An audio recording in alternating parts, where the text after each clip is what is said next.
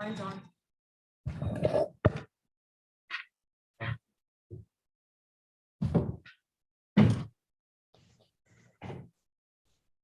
Yeah, can you ask him to say something? Can you say something so we can check the audio? Something. Oh, there you go. Ed? Yeah, I'm here. Go ahead, John.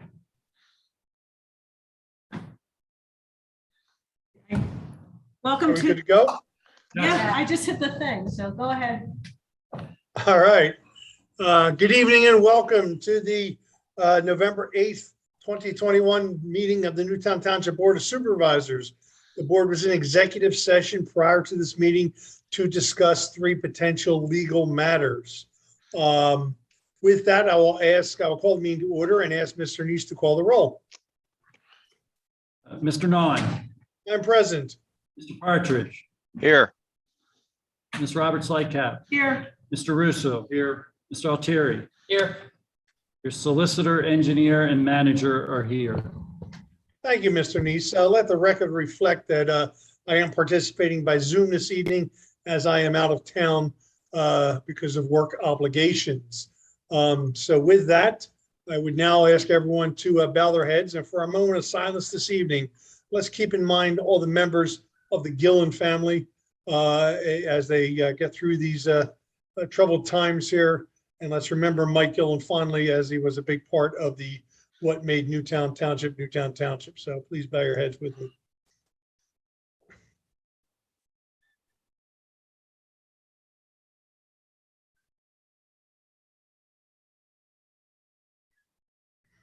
Thank you.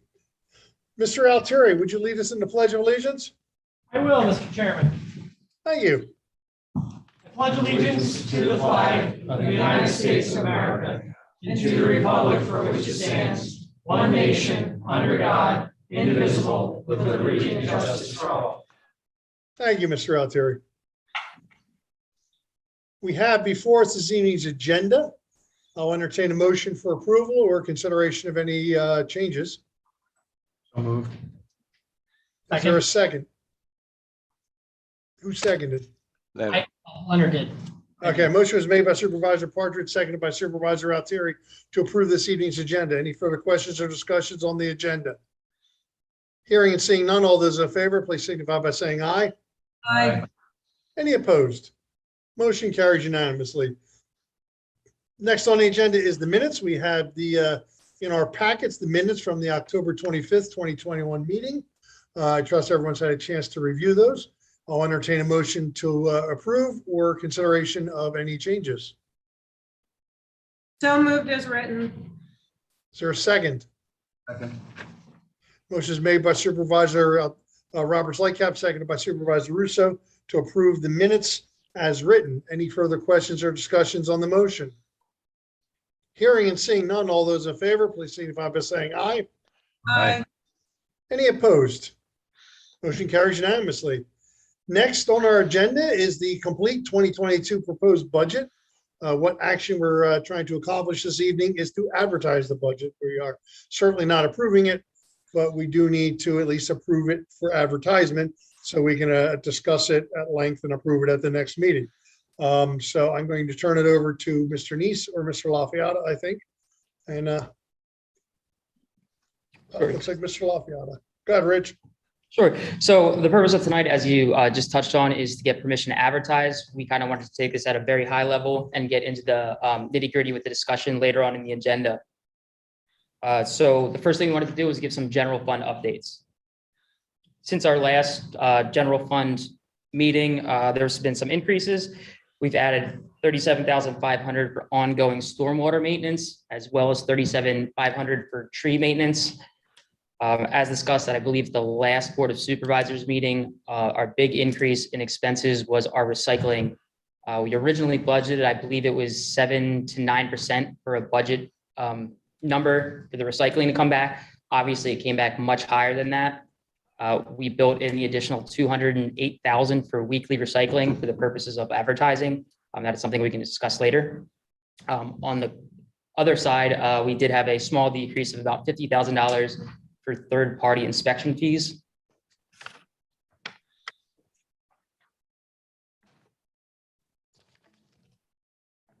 So currently, we stand at about $10.2 million in revenues and $10.5 million in expenses. This leaves a gap of about $319,000. As you can see, we're going to estimate that our fund balance is going to be at about 4.7 million at the end of 2021. And with our fund balance policies, our commitments, and the $319,000 gap, if the board would choose to fund that gap through fund balance, we'd anticipate us ending the year at about $1.8 million in fund balance.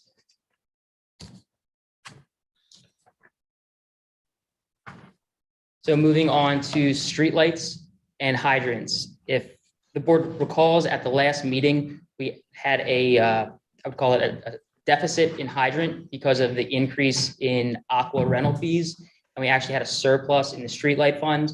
What we're proposing here is taking 0.9 mils from the streetlight fund and adding them to the hydrant.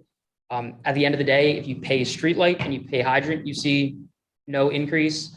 If you don't pay streetlight, you don't pay hydrant, there's no increase in your bills. So that leaves us with 43,723 in revenues and 43,700 in expenses for the streetlight. Likewise, we're at 100,000, approximately 101,000 in revenues for streetlight. I'm sorry, for hydrant, and 101,000 in expenses. And we achieved this, like I said, just through a millage reallocation.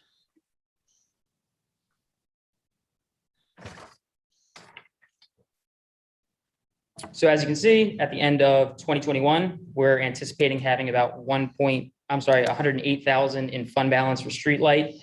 And since we're proposing there's no gap, we'll end 2022 with 108,000 in fund balance. Likewise, 33,200 in hydrant at the end of 2021. And we're proposing 33,200 at the end of 2022 as well. So these are our three funds that we kind of lumped together. The first is the American Relief Fund. I forget what the full acronym is. As we talked about, this is something that we could possibly use for stormwater. We're anticipating our other $730,000 payment in 2022, but we're only anticipating expensing about $500,000, which would make our fund balance go up about $230,000 at the end of 2022. Our note proceeds and our bond proceeds, just a reminder, the note proceeds need to be used on roads because that comes from our 2020 road borrowing, and the bond needs to be spent on building repairs. We are anticipating spending both of those down to zero. So Steve, if you go to the next slide. You'll see, like I just spoke about, our American Relief Fund will have about $960,000 in fund balance. And then our note proceeds and our note bonds, our note proceeds and our bond proceeds will be closed in 2022 because we're proposing spending all the fund balance down. Moving on to the war on drugs and police donations, there hasn't been much change since our last presentation. The war on drugs is going to be used to fund some bulletproof vests, and the police donations is going to be used for some, I believe it's a progressive training equipment. Both, the only revenue you'll see there is a small interest.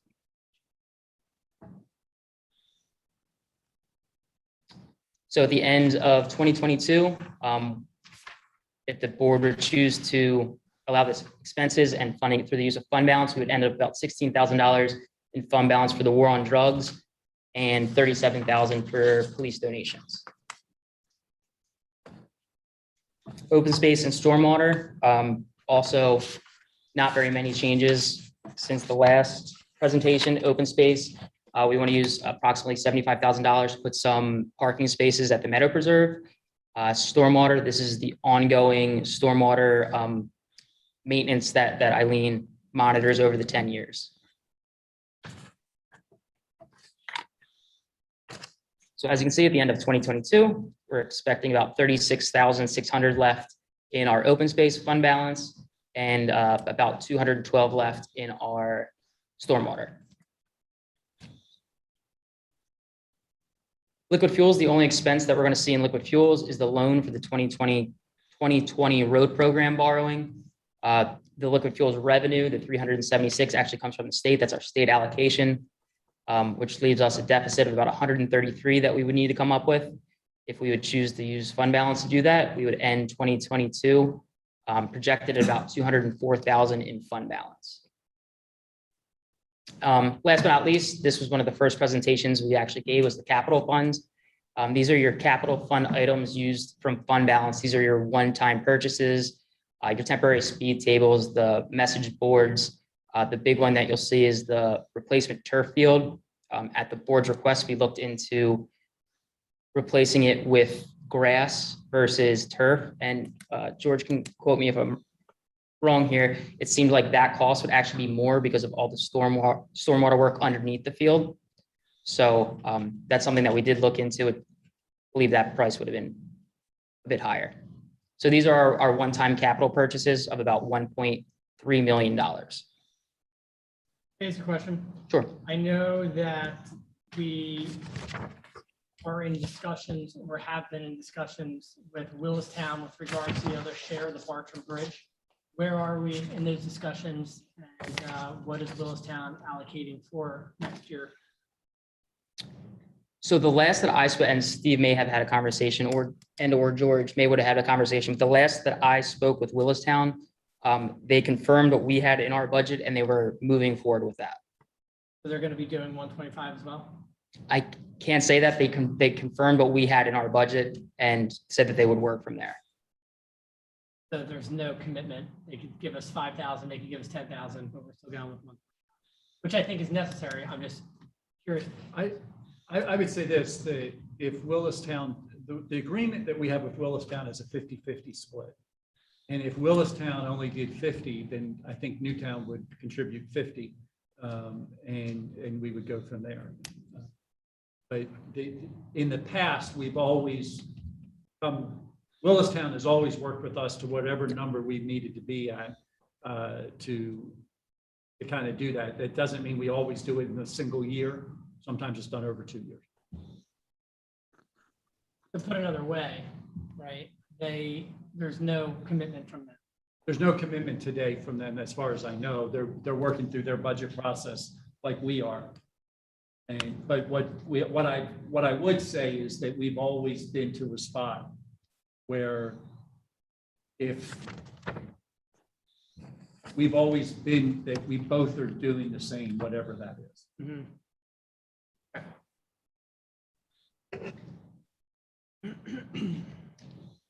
So moving on, like we just spoke about, we have our one-time capital purchase, and this is what we consider our ongoing capital purchase. These are our road programs, the public works replacement program, the vehicle replacement program, things along those lines.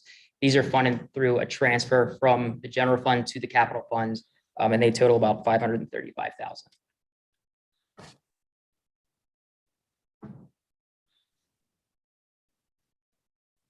So at the end of the day, you're looking at about 1.1 million in revenues and about 2.5 million in expenses. If the board chose to use capital fund balance to do that, we believe that we would end after all the commitments and fund balance policies right around $3 million at the end of 2022.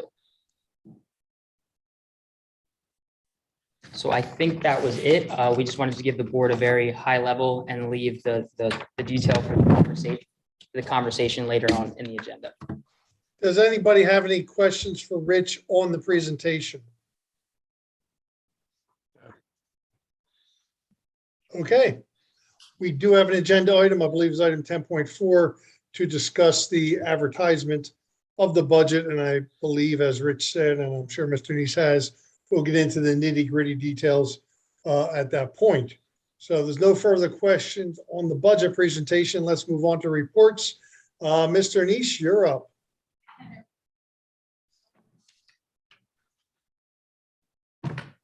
It's going to be under item 10.4.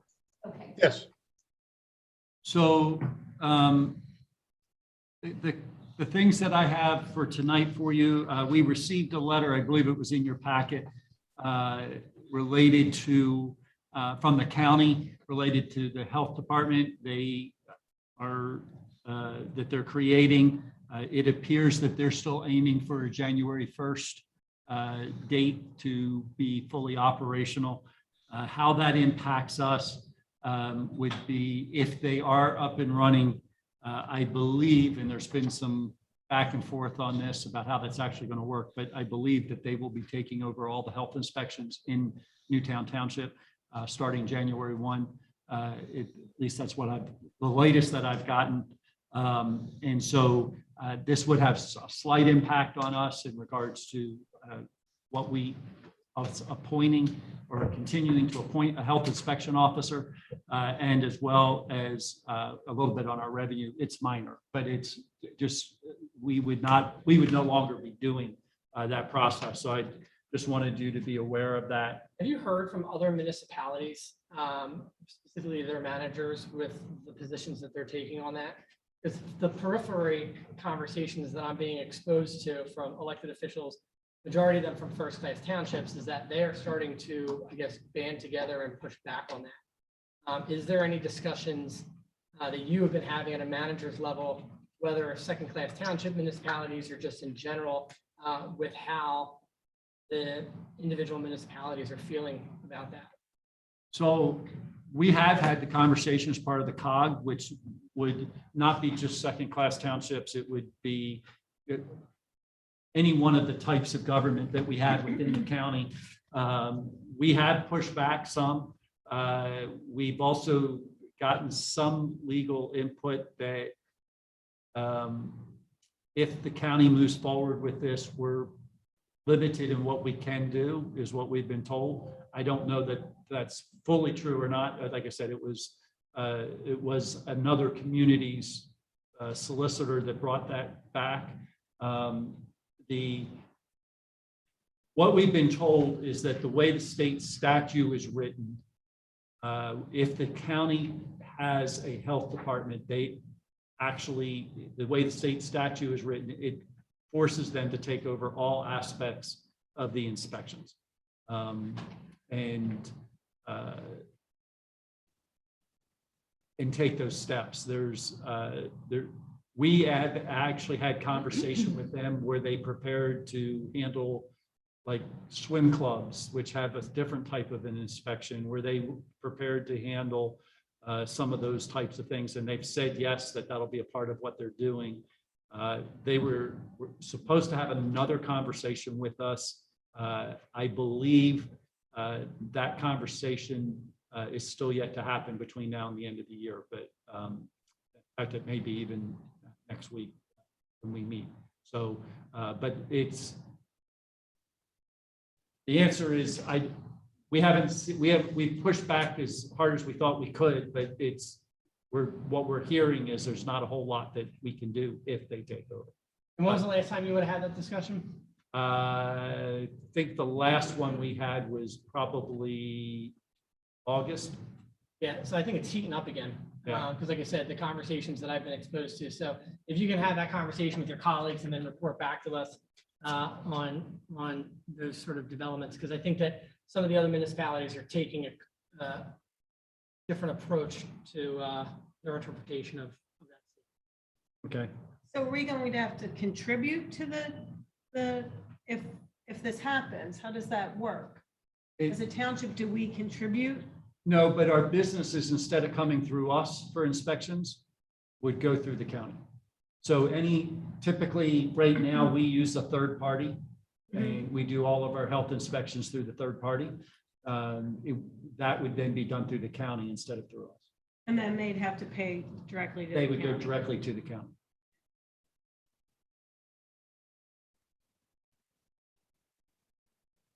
I will also work with our solicitor to look at some of that as well, so that we have an understanding from our township. Like I said, most of the conversations that I've been exposed to are boroughs and first class townships. And I do think there are some differences. But There is. I mean, they have their own board of healths in those two structures. So that might be the reason why. So just figured I'd throw it out there. Yep, I will follow through. Next on under my reports, I believe it was last year or the year before, approved a 5-year winter services agreement with PennDOT. We typically just wanted to let you know that I'm signing that document again this year for our work for what we typically do in snow removal on PennDOT roads, except for Route 3 and 252. But we have a 5-year agreement. We just have to sign every year that we're, forwarding that agreement. Ridley Creek State Park on Thursday, December 2nd and Thursday, December 9th. They're going to have 2 regulated hunts, and just wanted to let you know that, particularly in light of how close we are to that location. Update on the historic ordinance. It was before the Planning Commission 2 Thursdays ago, I believe it was now. They had quite a few questions. It was apparent that we were not going to have a solution to present to you this evening. So it's going back to them again with some probably revisions before it comes back before you. Some concerns about how, particularly the main issue is how property owners, whether or not property owners have say as to whether or not they are considered a second-class historic site. First class being the ones that are on the national registry, and second class would be the ones that are on our registry local. And so we're working through that with the Planning Commission, and that I believe what we are probably going to bring before you for sure, even if we can't get everything like that, would be at least creating the Historic Commission as a first step, and then talking about the process and what our protections are for our first class historic places. And that's like our Bartram Bridge, the paper mill house, the schoolhouse, those type of structures. Has the county reviewed it yet? I do believe the county is in the middle of review. They've had some recommendations. I don't know that we've gotten it all back yet. So in terms of the process of that, Steve, so if we have them look at this in November, you're not confident that we're gonna be able to approve that historic ordinance in December? You think you're gonna have to break it up? I believe that what I'm pushing for them to do is give you a recommendation one way or the other of what we have, and not have it be another go back before them again. Yeah. They may not agree with what's there. Let them say they don't agree. They don't want to recommend that to you, or they want to recommend you do something different, and then you can make the decision so that you can advertise it or make a change to it, whichever way you want to go. I just don't want to see, I have a lot of respect for the members of the Planning Commission, but I don't want to see them overcomplicate this. Yep. I watched that video. I felt like Rich did an amazing job providing the information. It was almost as if the same question was being asked 15 different ways, 6 different times. So, I don't know what else we need to do to make it clear to them, but I don't want to see this get overcomplicated and prolong this any longer than it needs to be. I mean, it's pretty clear. Yeah. What the concerns are, they've been addressed. So I personally would not be in favor of busting that up. I would say just approve it all together, but I guess we'll see whether they want to give us their recommendation or not. I think my intent is to have them give you a recommendation, a thumbs up, a thumbs down, or make these 5 changes and that we think it's better. But at least that way it comes to you and you can take it through the public process that you would need to take it through. Mr. Nease, they've had ample time to review it. If we could, yes, push them to give us a decision, whatever that decision is. We just can't have it keep hanging around there. Let them give us a decision, and then we can take it back under advisement on our end. Hear you. I will communicate that clearly. Finally, an update on Sawmill Road. PECO is getting ready to do a high tension electric line. Am I saying that right? Down Sawmill. It is requires removing over 100 trees to do this project. They have released a letter that we've put up on the website. They are getting ready to send out their first group that's actually going door to door to talk to the residents who are impacted with having trees removed in their yards, because most of these are residents all along Sawmill. And so they're going to be meeting with them, discussing what's coming down, what's the impact going through, and then based on residents' responses, they may look at some potential they called it riggings, to help try to, if there's some saving of some trees that they can potentially save. We brought in the arborist to be a part of it, the part of the discussions. And at this point, we believe that they need to take the next step with having the conversations with residents and do that. And then we will go back and figure out, based on the conversations with residents, what the next steps are. But this project, the challenge that we have with this is I think the project's going to happen one way or the other, in regards to, it's a utility, it's governed by the PUC. Our controls are pretty limited, but we are trying our best to at least make sure that as many trees that we can possibly save through the process. But at this point, they're saying it's about 100. All on the Newtown side. Excuse me? 100 on just the Newtown side? That's my understanding. Is that what your understanding is, George? And they're all within the right of way of the utility? Or, I mean, are they taking down trees or removing branches, right? Because an overhang doesn't bother me as much as if you're going on someone's property, if it's outside of that right of way, and say you need to come down for the high tension wire. Do we know any of that? My understanding is most of them are in the right of way, but I do not know if any are on individual people's property. Do you know that answer? Most are in the right of way. Do we know which side of Sawmill? Can I ask a question? Gotcha.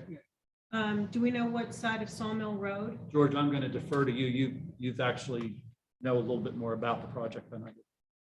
Sure. So most of these are on well, they're actually all except I think one on the Timber Lane, Boulder Creek side of Sawmill, basically starting at Green Country Drive and heading up to a little bit past Boulder Creek Lane. There are a large number of them are in more wooded areas that aren't directly in front of residents' homes, but there are some definitely that are the greatest concern for us that are in front of residents' homes. And that's where we and the township arborists were really pressing for, that door-to-door communication with residents along there. I will say, having gone, I walked the route myself when we first found out about it, and I did drive it with the township arborist. Some of these trees are in poor condition, and there are a large number of ash trees in that grouping. But again, there are healthy trees as well that we don't want to see lost, if at all possible. And again, that communication with the residents. Now, with our tree ordinance, and I know that PECO is a utility and we're this big compared to them. Is there any way that we can get donations of trees in kind for what they're taking down, or some kind of? So there's no requirement that we can put upon PECO as a utility to do a 1-for-1 replacement like we do with a developer or something like that, or a 2-for-1 like we do with a developer. But we have had the conversation with PECO that this is a huge reduction of canopy within the township. We're very concerned about that being this large. They have agreed to work with us through some of their programs Or environmental to help get us some trees back. What they've not agreed to, which we were kind of hoping that they would look at, would be to actually do the plantings. They've talked about saying, we'll purchase the trees and give them to you. And I made an issue that, our goal is to plant 1,000 new trees over the next 5 years. Taking out 100 only takes us back. It doesn't move us forward. And so I've asked, I've kind of let them know we're looking for as much as we can get from that. So they haven't finalized anything with us on that. They did say they would go back through their channels and start getting answers. But I wanted to make sure that you all are aware, because my understanding is middle to the end of December is when they want to start this project. So it's not far away. I want to make sure all the residents are informed as much as possible ahead of time. Not only residents that lived along Sawmill, but obviously those that drive up and down Sawmill on a regular basis. This is going to be a big issue. You don't remove 100 trees without it looking like you've removed a lot of trees, Is it going to impact us with stormwater management in that section? Because that's where it kind of starts to, from Timber Lane down is where the most grade Yes. change seems to happen. Yeah, yeah, Because it heads down to the creek. yeah. I do think, I mean, anytime you take out trees, the answer is, does it impact stormwater? Yes. We know that trees drink in a tremendous amount of water on a daily basis, and that's why you want trees to be planted and as a part of all stormwater. And we do not get to regulate I that, understand. and that is the challenge that we're trying to face, but we're trying to get them to be as responsible as possible through the process. Have we informed the EAC and the Shade Tree Commission about it? We are set to inform the EAC, I mean, we're set to inform the Shade Tree Commission on Wednesday, I believe, of this week, I believe is their next meeting. Can you also just make sure the EAC is involved in, we're not involved, but the EAC is informed as well?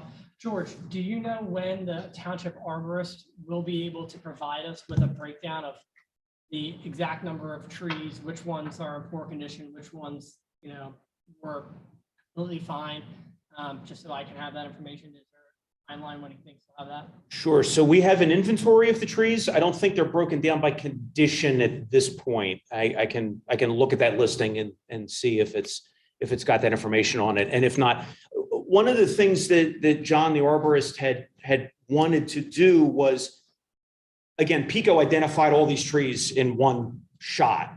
And then there was discussions, and then he wants to see whether, they really have to take down all those trees, or whether that would be the easiest route. And then possibly, maybe, especially after some conversations with residents, maybe some of them don't have to come down, and maybe we could work with them a little bit on that. Again, there's a number that are ash. There's a number that I witnessed that are really not good. And some of those numbers represent, more weeds than a tree per se, but there's definitely good, healthy trees in that mix. Yes, I will work on that list and see if I could, get a condition that can be made available. The last Yeah, question. George, we should get that list distributed to the supervisors and listed just like you say, what's an ash tree, what's a poor tree, and then what are these specimen trees. I'd also share that list with our EAC and our Shade Tree Commission so that everybody's working off the same page. I appreciate the efforts to try to get PECO to do something as far as replacing those trees. At the very least, I think I'd like to see at least what we call the specimen trees, PECO make an offer to replace those trees. Ideally plant them, if not, at least make them available to us so that we can plant them somewhere in our parks or somewhere else, or obviously not back in the right of way there. But I think we need to do something. I know we can't stop them. I know we can't force them, but there needs to be something done. We can't, as Steve pointed out, we can't very well have goals to replace trees and then have PECO come through and take out 10% of what we were going to replace and put us further behind. Last question I have, and I don't know if you're going to have this answer or not, Steve, but do we know what the documents look like that PECO is going door to door with?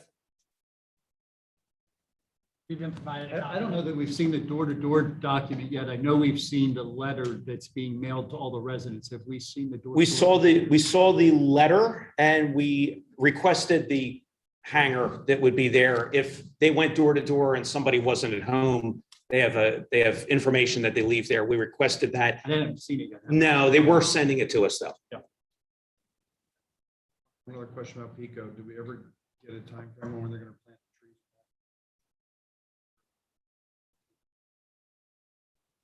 Those trees were planted, were they not, George? They were all planted? The trees by the trail were planted, yes. Now they're short now. I mean, they're starting to grow. They've survived the first season, but yeah, they were planted. I don't think PECO had agreed with us about planting all up the hill, but to provide a screening, yes.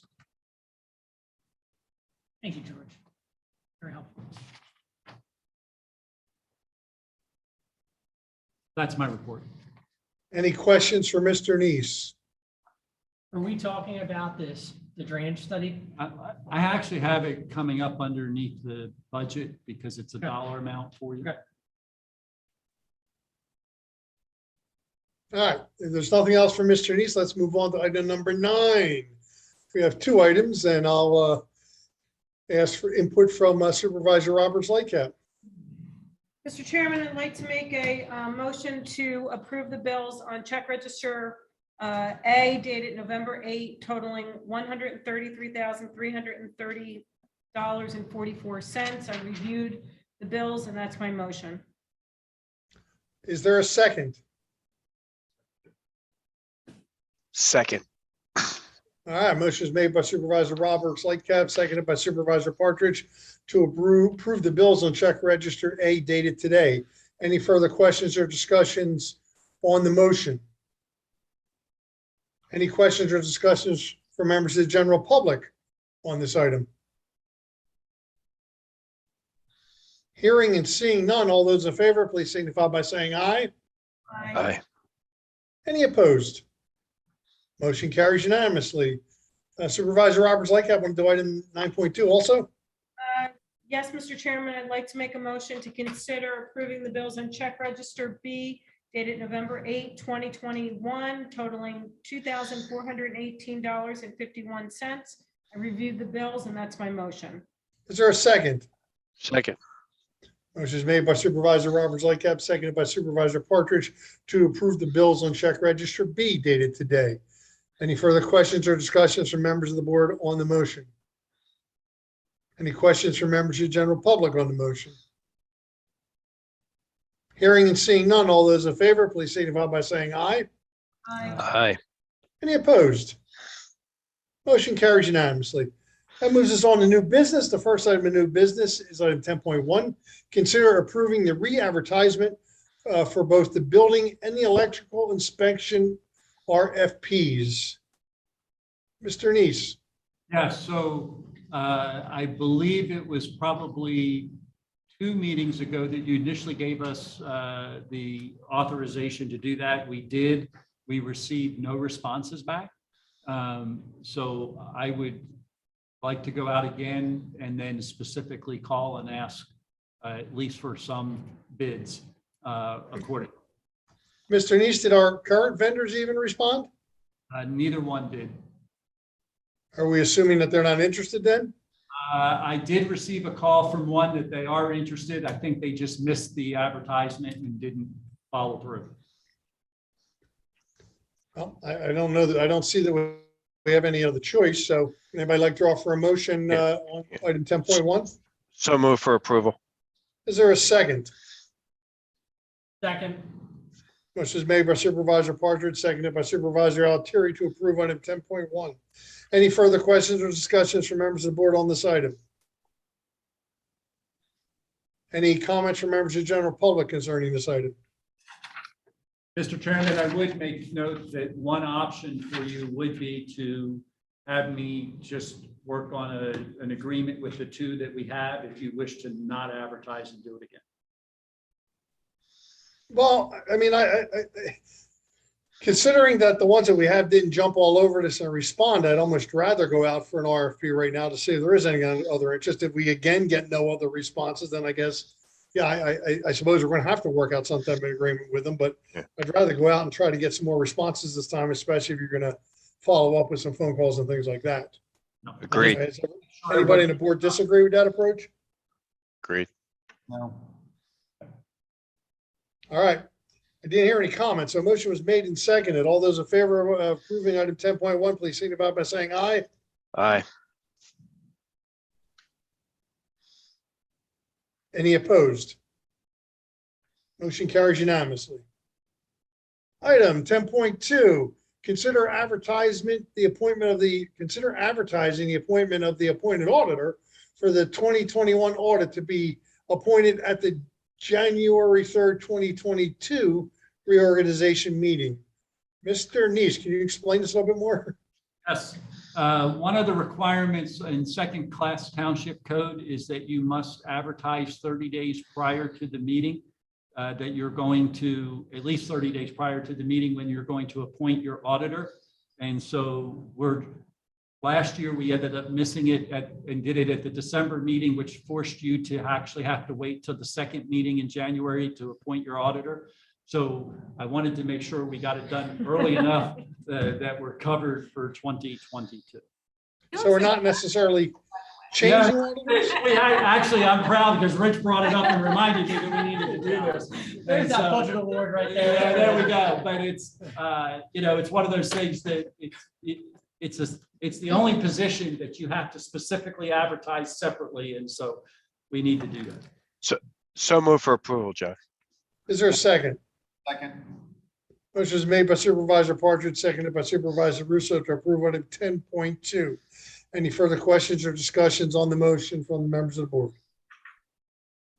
Any comments from members of the general public? Hearing and seeing none, all those in favor, please signify by saying aye. Aye. Any opposed? Motion carries unanimously. Next on the agenda is item 10.3. This is a discussion on the proposed 2022 budget. I think before we get into it, we should hear some more from Mr. Nease.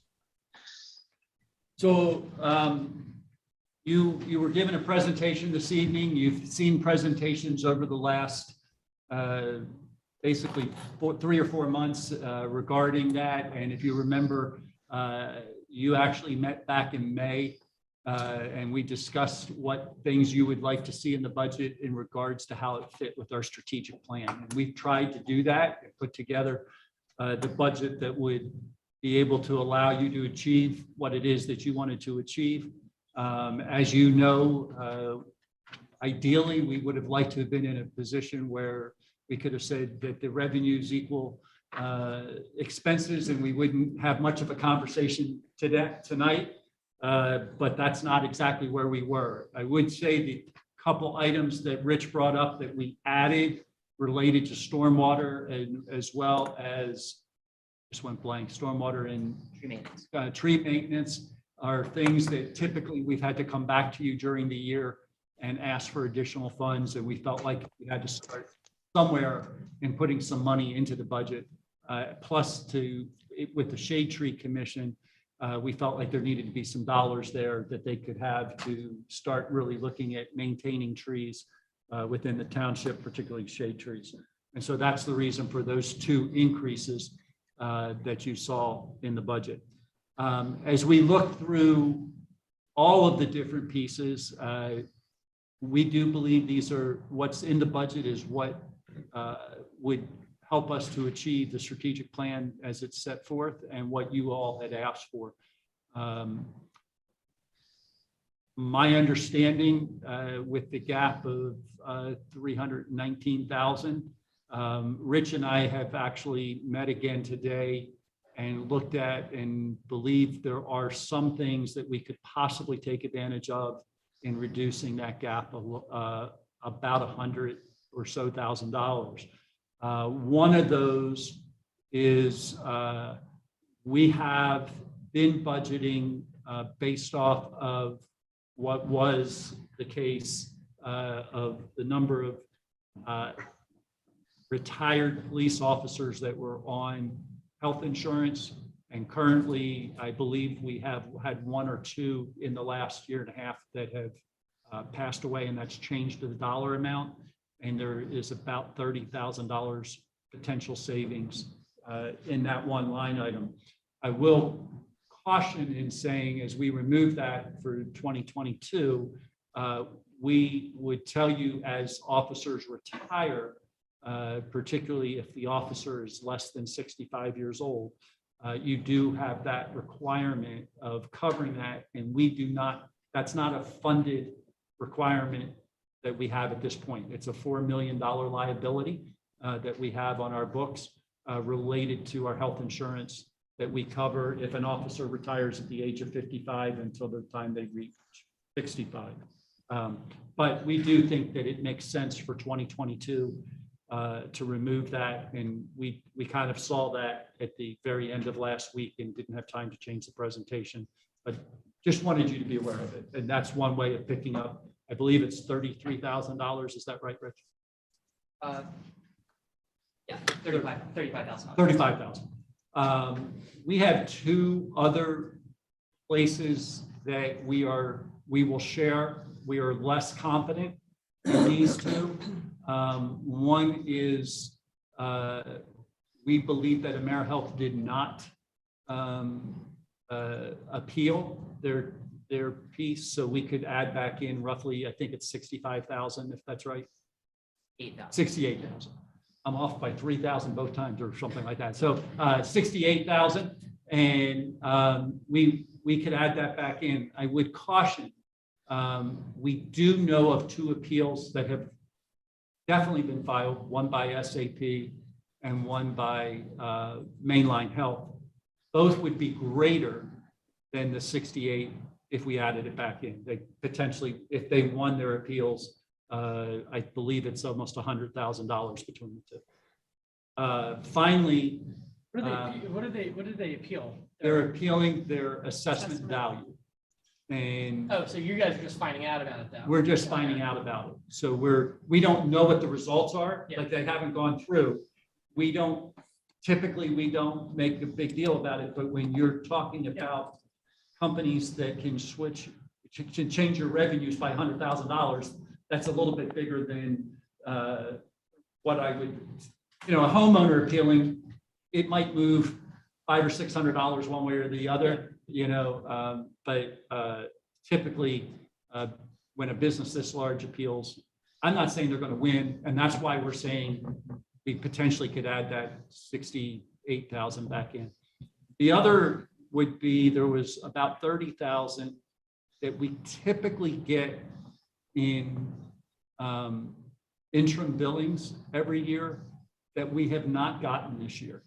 We have received really just 10,000 plus the AmeriHealth. Is that correct, Rich? We haven't gotten anything since the last time we talked. So we have not received our normal $50,000 worth, but we did get 10. So we said there's probably another 30 that's potentially on the table of assessment that potentially will be in next year's numbers. We just don't know that yet, and we will know that hopefully November 11th, Thank you. the letter usually comes I out. was going to say, it's usually the day right after we meet. It's not quite that, it's not quite that bad this time. It's at least 3 or 4 days, but we would know that before the final budget. But the challenge that you have before you tonight is that we need to go out for an advertisement, and if we're advertising a gap, depending on what you're going to do, if it's going to require a tax increase, we have to advertise that it's a tax increase, so that when you make the decision on December 13th, yes, then you would be in position to be able to make that. You would have your tax increase as part of that, and we could pass the resolution and all of that at this time. My understanding, and Joe could inform me if I'm wrong, my understanding is that you can advertise today, we can make changes as long as they go down. We can change to go up, but it's limited. 10%. To 10% is correct.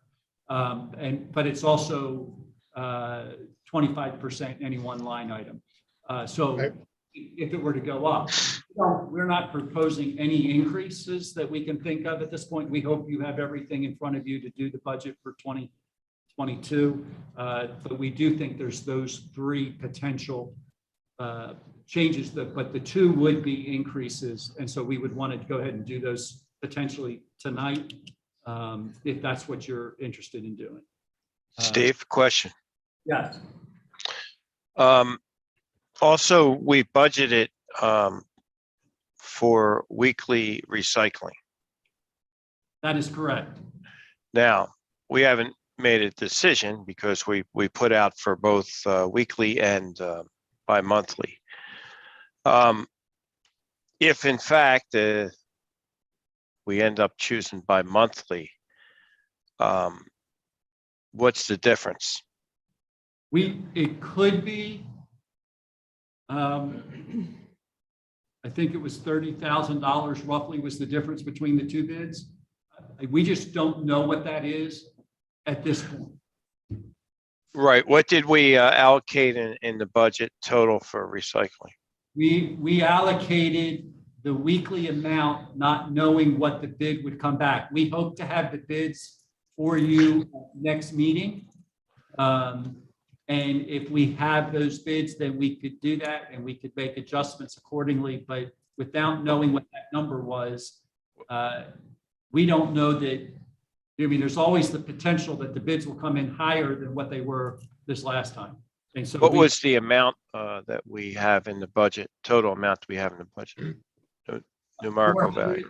$453,444. 450, 450.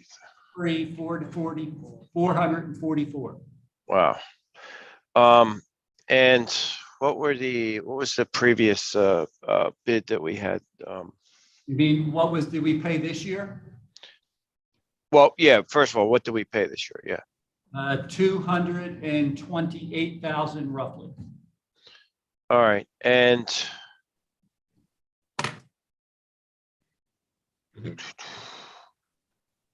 we did get a proposal coming back from our vendor.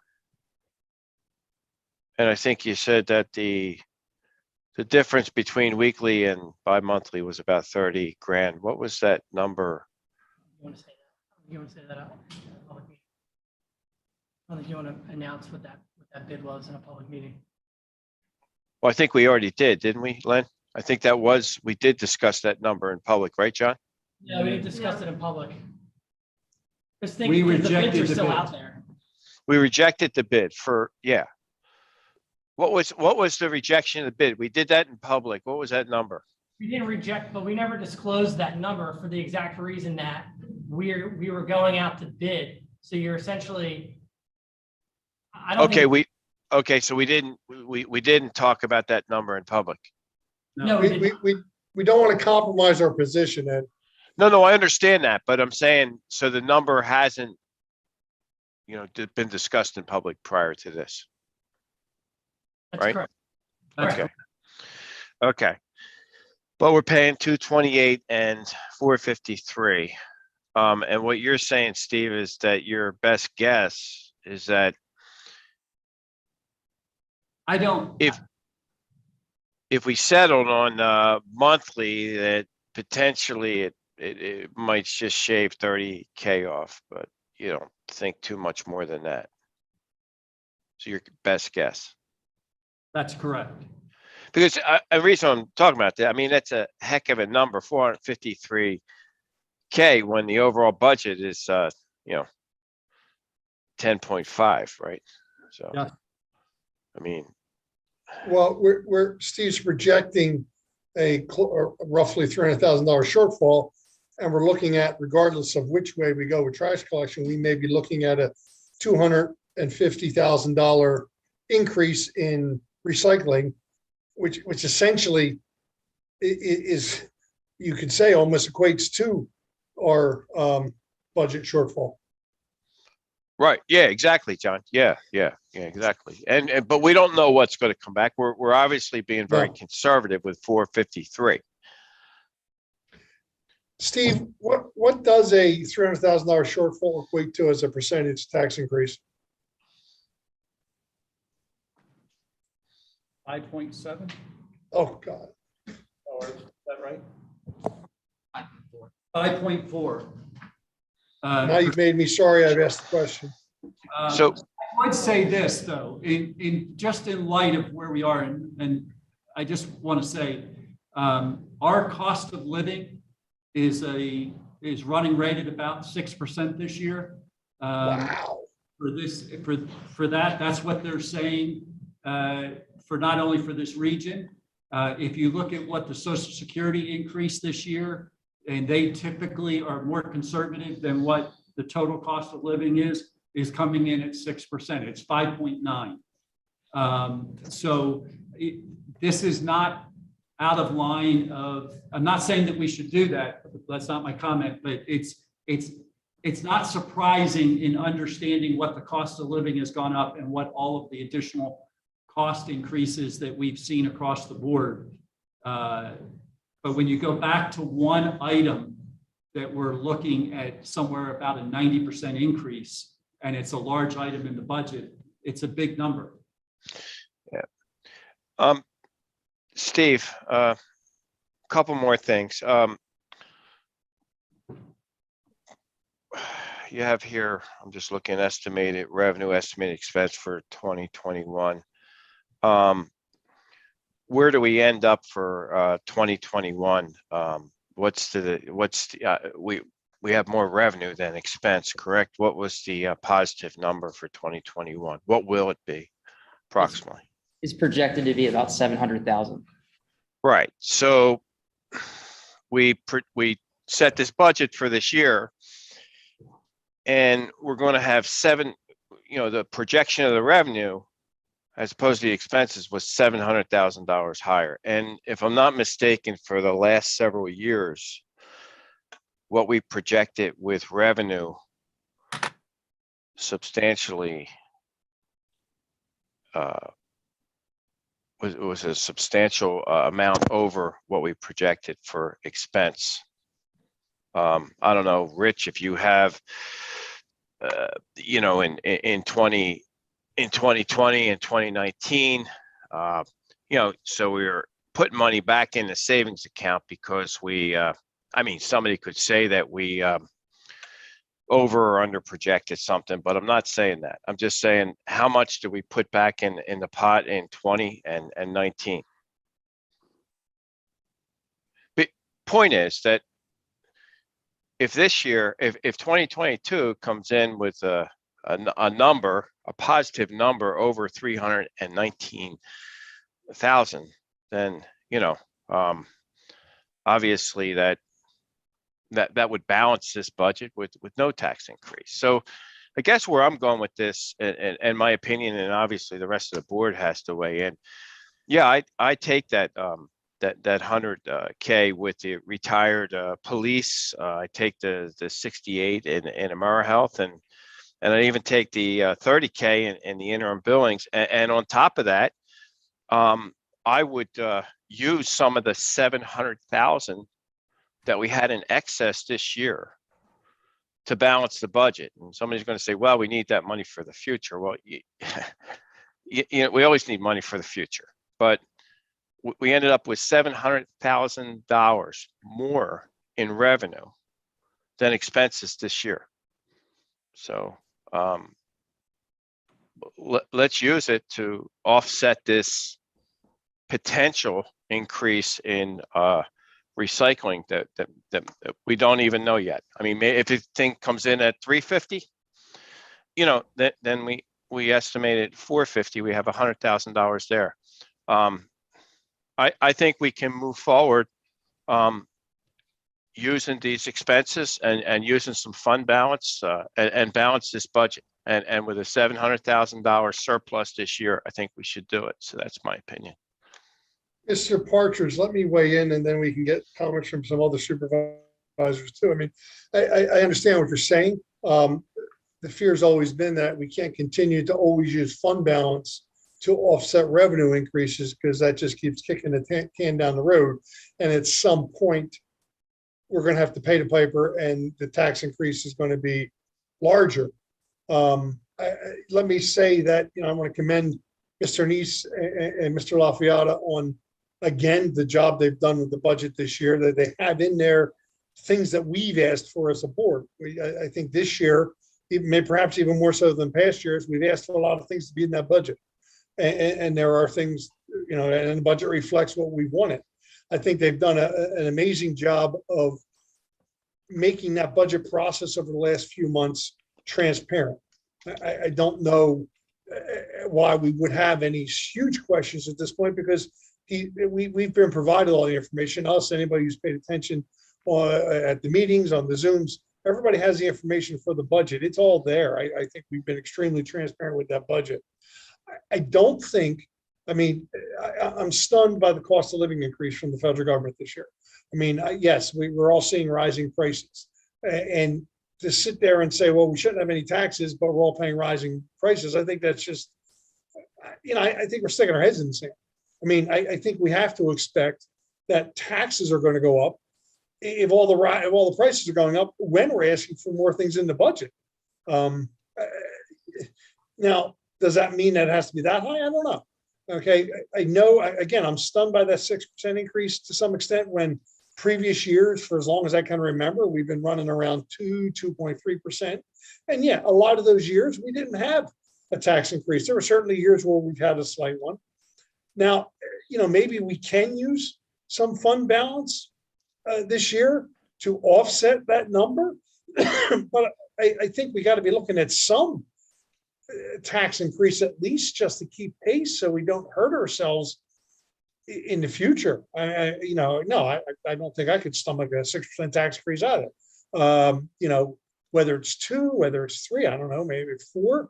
Maybe Mr. Nease and Mr. Lafayette can sharpen their pencil a little bit more. We've already heard some numbers.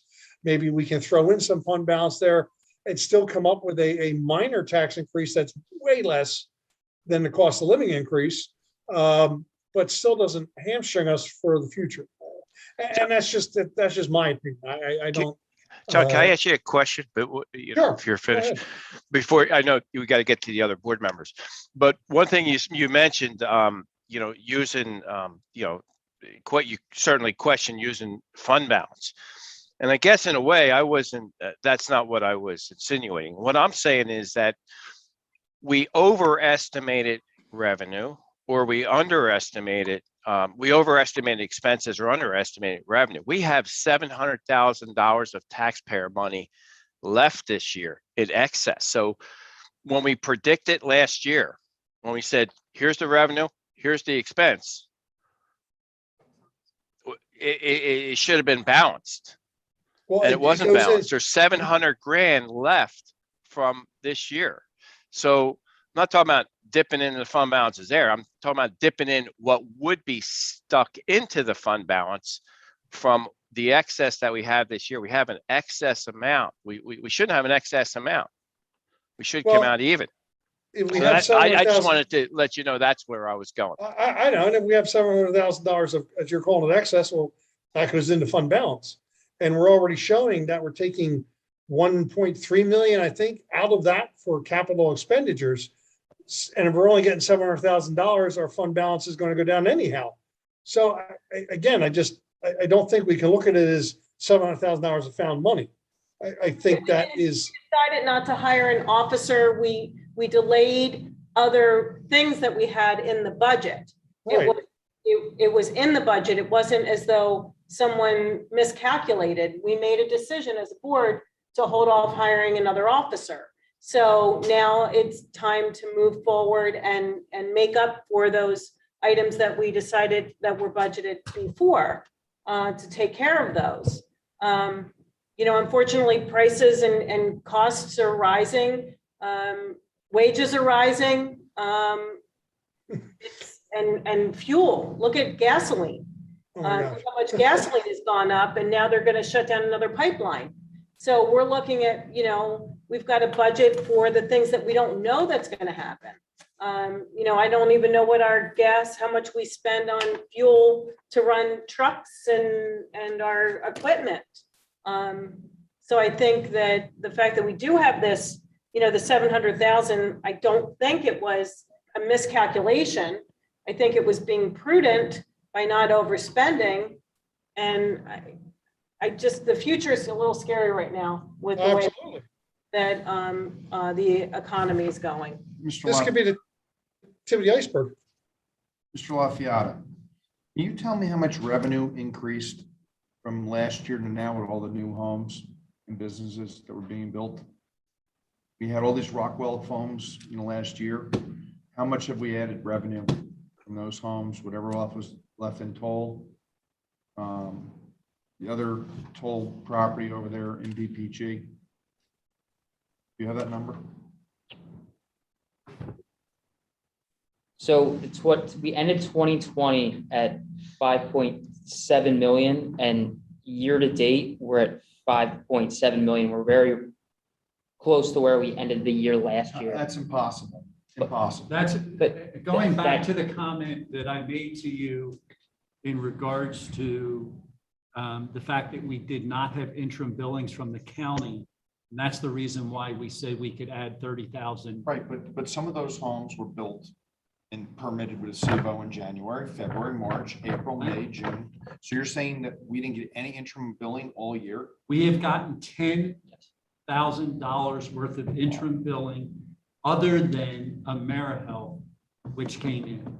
And we are not the only community in the county that's dealing with this. We have talked to others. Rich has talked to a lot of our additional or, counterparts, and I have too, and we're all struggling because we're not getting the interim billings. And our frustration is twofold. One is that obviously those homes are not being built, and if it waits till January, then it's potential that they will not be built at all. And so it seems, Well, wait a minute. I shouldn't say not be built at all, but they wouldn't be built for I- 2020. I build a barn. I'm not even C of O'd on it, and I get a bill in the mail 2 months before I even get a C of O. Do you mean to tell me the county now has got people that are moving in homes that are $500,000 plus, and they're not getting a bill for a whole year? I can't believe it. If they're that incompetent, then we should be doing something legally to get our money. That's the incompetence level at the county level. They're not doing the right thing. You can't even talk to the people in that department, because when everybody that I talked to in the last 6 months had problems with the reassessment, you talk to them and they laugh at you like, why are you calling us? So as far as I'm concerned, if they're not doing their job, we should get litigation going, because there's a lot of money sitting out there in my mind. I don't know. When I build things, I get nailed with tax bills immediately at C of O. So I can, and in other areas, not Newtown Square, obviously, but in other areas of Pennsylvania, areas of New Jersey. So I have no way to see this, because in my opinion, there's over, I don't want to state a number, but there's numerous places that have opened up in town. There's numerous commercial has opened up. And if we're not getting the revenue, then maybe we start litigation, because that's not $100,000. In my mind, it's a lot more money. That's my opinion. If I can take this a step back. So when are the RFPs for the recycling due? Next Monday, With the hope that we have it for the 11/22 meeting? you'll have it at the 11/22 meeting. And hopefully we get bids that you can accept and we can move. Got it. forward. And then I'm guessing, because I don't know this off the top of my head, but I'm suspecting that we have to advertise 30 days for the budget. We have to have 20 days for the budget, 20 which days. is not enough if we advertise on the 22nd. Okay, so this is going to be Or- extremely unpopular with my colleagues here, but I'm just going to ask this question anyway. Why are we trying to cram this when we do have, and I get it's by the holidays, when we have that December 27th meeting that's on the books? If the question outstanding is potentially $450,000 recycling bid and a few other things, why are we rushing to get this done when we still have plenty of time by my math? And I'm no mathematician, but to me, 12/27 isn't within 20 days. And I get it. It's another meeting where we're going to come in after the holidays and a lot of us are going to be traveling. We can do the blessing of what we learned from the pandemic is we can do a lot of things through remote. That's just my suggestion. I mean, we have a giant question mark. I just don't see why we're rushing towards it when there's still plenty of time. Yeah, I think we need to have three things. I think we need to get that bid. We need to do a little more investigation. I think we need to have somebody call down to the county and let them know that we're going to start litigation. This is ridiculous. I mean, come on. There can be a plethora of money out there. And I can't, I mean, everybody knows what they pay in taxes. There's no way with all the permits that we issued and the places that have opened in the last year between those three communities, there's not a substantial amount of money we're owed. There's no way. Does anybody know how many C of Os have been issued in the township this year? Do we have an idea? Andy, do you have an idea of how many new residents were occupied this year? I don't have a number to give you. And that information. I'm just going to repeat what he said because it wasn't Mike, and just so for people who are listening, Andy said that he sends the information to the county on a quarterly basis, but we don't know the exact number sitting here this evening, what has been that way. I have a question for the solicitor. So is Joe there? No, He stepped out for a minute. Rich on the line? He's coming now. Joe's coming back in.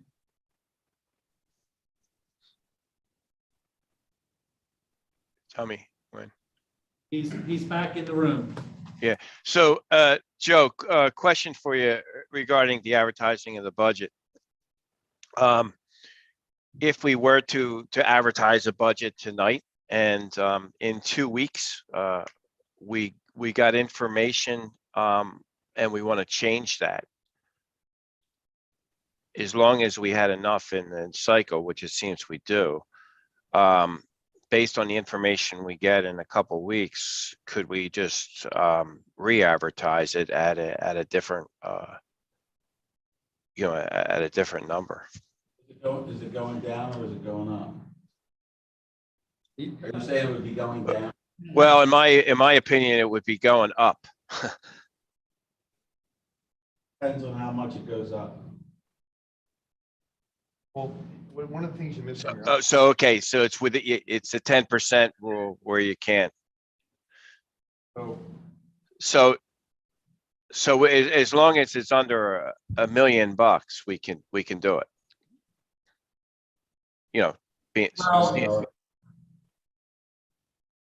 No. But you can't take any one line item up more than 25%. But yes, it's about $1 million in this case.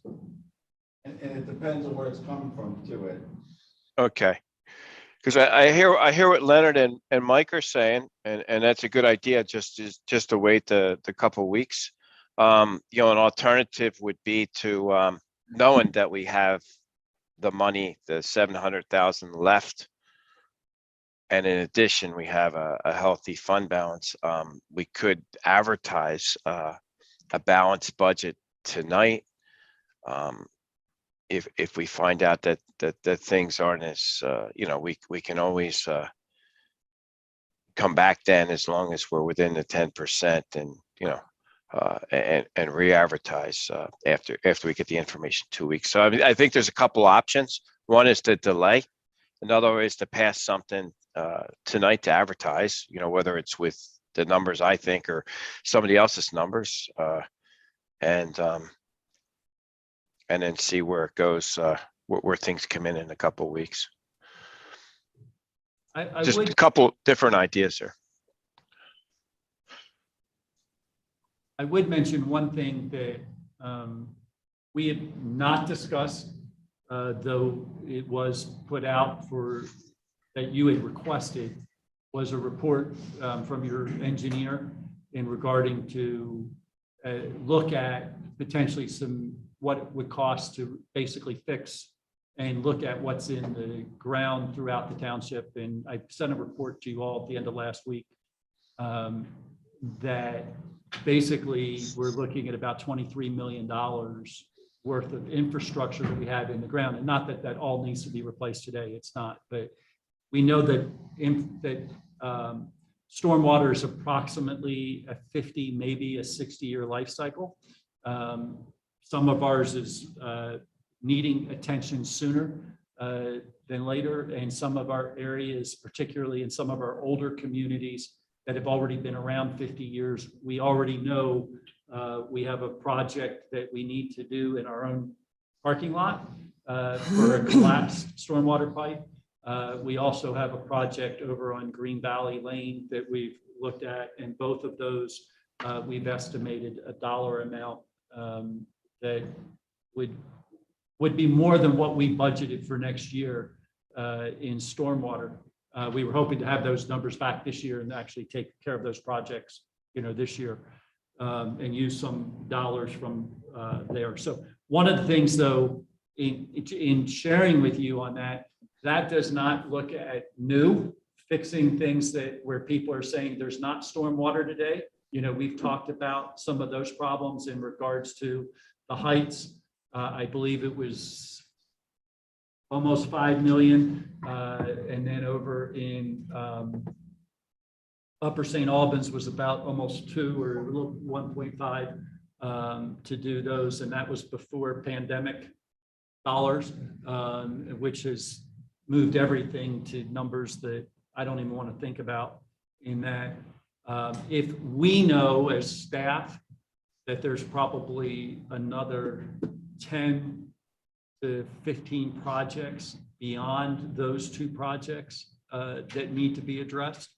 And so we seriously could be looking, at, if we take a conservative side of $2 million, you're looking at potentially another $20 million. Steve, with all due respect, I mean, there's always things. I mean, we said the same kind of things last year and the year before that.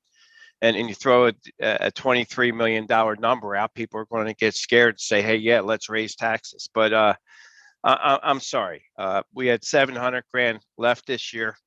We're looking at 319, and that's with a worst case scenario, the recycle thing and the other 100 and some thousand. The right thing to do here, in my opinion, again, with all due respect to my fellow board members, my opinion, the right thing to do is to balance this budget and move on. So I think the reason why he brings this up, right? I think the reason why the township manager brings this up is that we can't just look at the budgets themselves, my opinion, in a vacuum. We have to look at what some of our long-term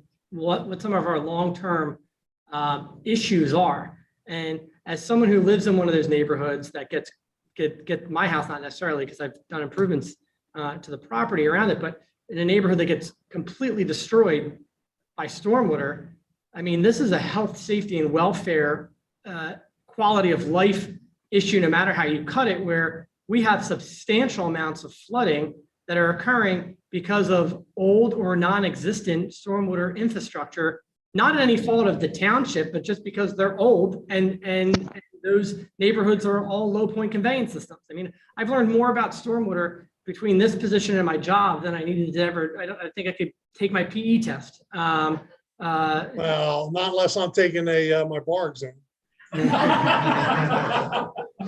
Well, Joe passed, so it must be easy. Oh! But I think that's the importance of why he's bringing it up. I don't think necessarily it's a scare tactic, but there is an elephant out there, and we need to get a clear picture of how we can start chopping or eating that elephant, as Supervisor Roberts Lightcap said, which I think is a perfect analogy. Let me ask you this question. Actually, I'm not going to ask that question. That's all I wanted to add. We cannot continue to meet the ever-increasing needs of our residents and simply say we're going to balance the budget every year. It's just, especially when we're looking now at a 6% cost of living increase this year, as Supervisor Roberts Lightcat says, and I believe this is just the tip of the iceberg. It could be 6% next year. It could be 8% next year. Okay. If we want to continue to deliver the services to the residents, we just can't keep saying, okay, we're going to give you everything you want. Oh, and we're not going to raise taxes. It just can't be done. And I think we have to take small, again, Supervisor Roberts, like I have an analogy, you got to take small bites. And we got to put in proper tax increases that keep us at least on an even keel. So when we have these big numbers come up to solve these stormwater management problems, to provide more recycling services, that's what the board's designed, we can do that without telling everybody they got to do a 10% tax increase. Okay, now I heard Mr. Nease, he's put on paper 300,000. I heard him talk about 100,000 he thinks he can take out of there, which makes us 200,000, which brings us, I guess, about 4%. Now, hey, if you guys want to meet on December 27th, 2 days after Christmas, that's fine with me. All right. But I don't think that that's a reason why we shouldn't advertise the budget. If we advertise an unbalanced budget at a 4% increase and we get numbers in next week that look like it's not going to be as bad as it is, or we find out that there's more revenue coming our way because we reached out to the county and they're going to do the interim billing, or all these any of these other things resolved, we can go as low as we want. There's no, if we advertise 4%, we can go to 0%. when we actually pass the budget. Okay, and if we get to the point next week or next meeting and it's not doable, we can always re-advertise another budget, and then we would put us in to the 27th. But I don't think I'd walk away tonight just saying, we're not going to deal with this now and argue it in 2 weeks, because I don't know if we're going to get anywhere. I think if Mr. Nease truly believes we can cut another $100,000 out of that shortfall, and we're looking at $200,000 of shortfall, then that's what we advertise. And it's less than the cost of living. Yes, more than maybe any of us are comfortable with, but then at least we've advertised something and we can go down. We can have those discussions at the next meeting about whether it's fund balance. We can have those discussions at the next meeting once we have the numbers for the recycling, once we have input back from the county that tells us when we might see some of these interim bills so we can get this revenue in. That's at least where I think we should get to tonight. Now, I don't know how everybody else feels, but. Just add on to what you just said. I mean, and not to make another perfect storm situation here, but to kind of just build on what you said about delivering services that our residents, demand and are entitled to. I mean, the one big concern, and it was the census data got released late, where I would have been having this conversation a lot earlier, but now we have a pretty clear picture of how much our population has grown over the last 10 years.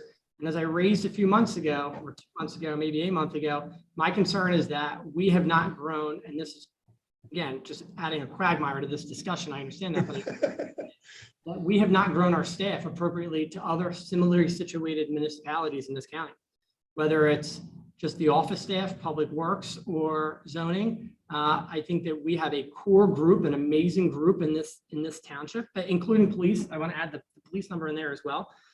We have a core group, but my fear is that we put so much pressure on small numbers, and we all hear the complaints.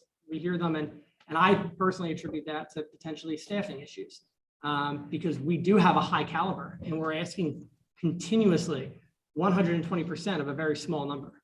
Again, adds no substance really for this conversation with regards to this purpose, but we need to tackle it, because now all we're doing is pushing it off another year. In my mind. You're absolutely right, Mr. Altieri. I mean, and maybe if we take action this year, then next year, if the cost of living increase goes up even more, we won't have to take such a big action because we were proactive and took care of it this year. We can't keep asking staff to say, hey, we need this person or that person or whatever, and then say, oh, we want to balance the budget. I mean, hey, I'm all for no taxes, but there's a limit. And I think, we well past that limit. I think we have to look to be fiscally responsible. We have to take action this year to at least increase our revenue to some extent. I have a question about $700,000 of sitting there. You mean to tell me we're not going to have this line replaced in a parking lot before December 31st? I don't understand. I'm in construction. If you need something, you tell people what you want them to do. You hire someone, you have them come out and do the work. This is ridiculous that we're talking about this now for a month, and you're going to tell me we have the money we have money now left over, but we're not going to spend it this year because we can't get to the project before the 31st. Unacceptable. Unacceptable. This is the worst government could ever be. The fact that we know the line's bad, we have somebody working on a proposal for this line. You go out to bid in 2 weeks. There's plenty of site contractors who can come do the work. I don't get it. Like, you told me that we can't spend the money, but yet we can't get the work done. How is that possible? And then you want me to vote on a budget where we're going to put more money out next year to do stormwater work, but we can't even get work done in the same year when there's 3 months left. I don't know, John. It doesn't take 3 months to bid a job and get it done. Well, if you want to authorize the expenditure of funds, Mike, make a motion and we can do that. That can be done under this year's budget, and we can amend this year's budget to spend that money right now. That's if you want to spend the money, let's go. Make a motion. We're going to spend the money right now. I'm sure we can authorize Mr. Nease to get that done. That's not going to help us get. My engineers that work for me, John, if we knew we had a problem on a job site in a parking lot where we have a lot of traffic with a lot of people using the facility, we would not sit here and talk about this for 3 months. It would be done. And Mike, make a motion. That is the frustration level. We have that parking lot's packed every weekend. Every weekend it's packed. All day long, we have people out there at the basketball court, right, where this pipe's bad. We have people at the library, we have people coming in the municipal building, and we're being told that that's gonna be rolled over to next year. Well, that's unacceptable to me. I'm sorry. That's a capital expense. It can't be done without us authorizing it to be done or as part of the budget. It's not part of this year's budget. If you'd like to make it part of this year's budget or authorize the capital expenses, make a motion right now and we'll get it done. No, we just brought this up in conversation about where we have all these stormwater problems. We have all these stormwater problems. We have $700,000 we were just told to the good in this year's income, revenue, whatever you want to call it. And my mind is, we've been talking about this bad pipe now for 2 months. It doesn't take 2 months to bid this thing out and get a number back from contractors. So my The question, township, Mike, the township can't put a bid out until we authorize it. It's not in this year's budget because we didn't put it there. It could be in next year's budget if we put it there, or if you want to amend this year's budget, then we need to pass it. We need to take some type of action as a board to do that. If you want to do that right now, I'm fine with that. Let's do it. that's a symptom for me. That's a symptom of the problem. The problem is we have all this stuff we have to do, but yet we take 3 months or whatever time we've been talking about this bad pipe, which has been over a month, to get an RFP, to get it done, to get a price. So obviously no one's going to authorize because we don't know if it's a $5,000 problem or a $50,000 problem or a $100,000 problem. But if we could bid the thing out, we can find out, and then maybe we choose to do it now. Maybe we choose to roll it to next year. But it shouldn't be at this point in time. We're not going to get to it this year. I'm sorry. That's just the way I feel. I'm one person.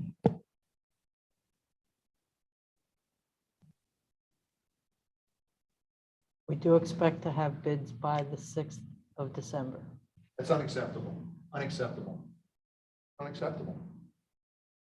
Doesn't take that long for a pipe. This is a standard process that site contractors do day in and day out. This is We not needed some, to know the scope, and Public Works needed to remove the grate for us to be able to get the camera All right. in. we can get a contractor here tomorrow morning with a track hoe to lift the thing out, get it camera, all within the same That's day. already been done, Okay, so and we have them going out to bid and expect to get them before the supervisors to award at the December meeting on the 13th. I guess I'm not used to moving at this pace. Maybe I'm wrong because I was brought up in a different environment, but this is an emergency situation. If I understand it, the pipes collapsed. We have all kinds of traffic that goes over there. And I don't understand why this can be expedited. I'm sorry. I just don't. All right. Much bigger Let's get- project, much bigger time in a shorter time frame. And the frustration level is now it's being said, we have all these stormwater projects. And this is one that has been an Achilles heel for the last few months here. So I'm just not understanding why it takes this long to bid it out and get numbers back. But again, I'm one person out of 5.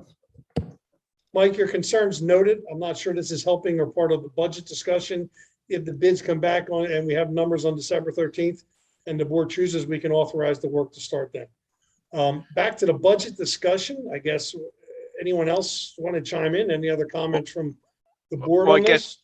I guess my only other question would be, I guess maybe to Len and Mike, you guys had at least thought about putting this thing off and for 2 more weeks, or are you still looking at that as something you would propose, or what? I mentioned something, I wasn't here about the advertising. Steve mentioned about the 20 days it has to be advertised. Mhm. If you go over the 10% or 25% rule,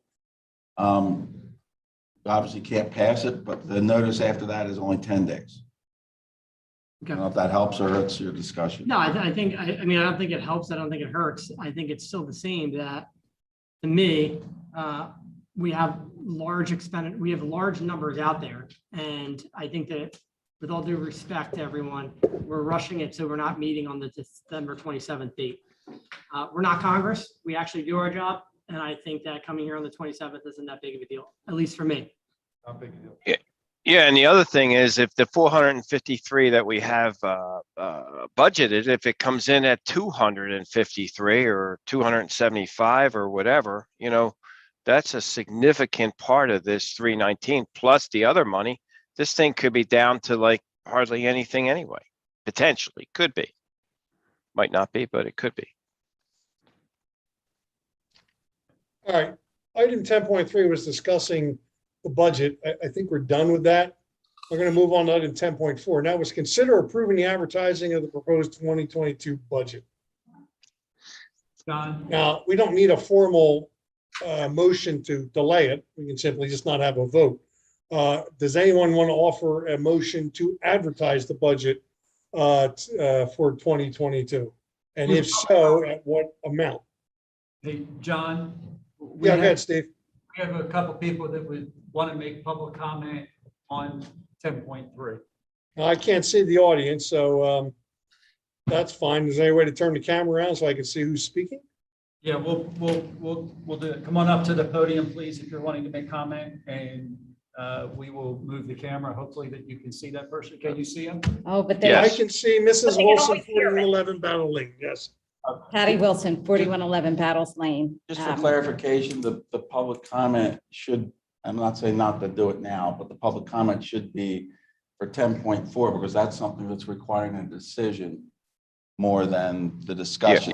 But it relates to 10.4 in the motion or no motion to advertise. So if Ms. Wilson's comment is going to be taken for both 10.3 and 10.4, then it's fine.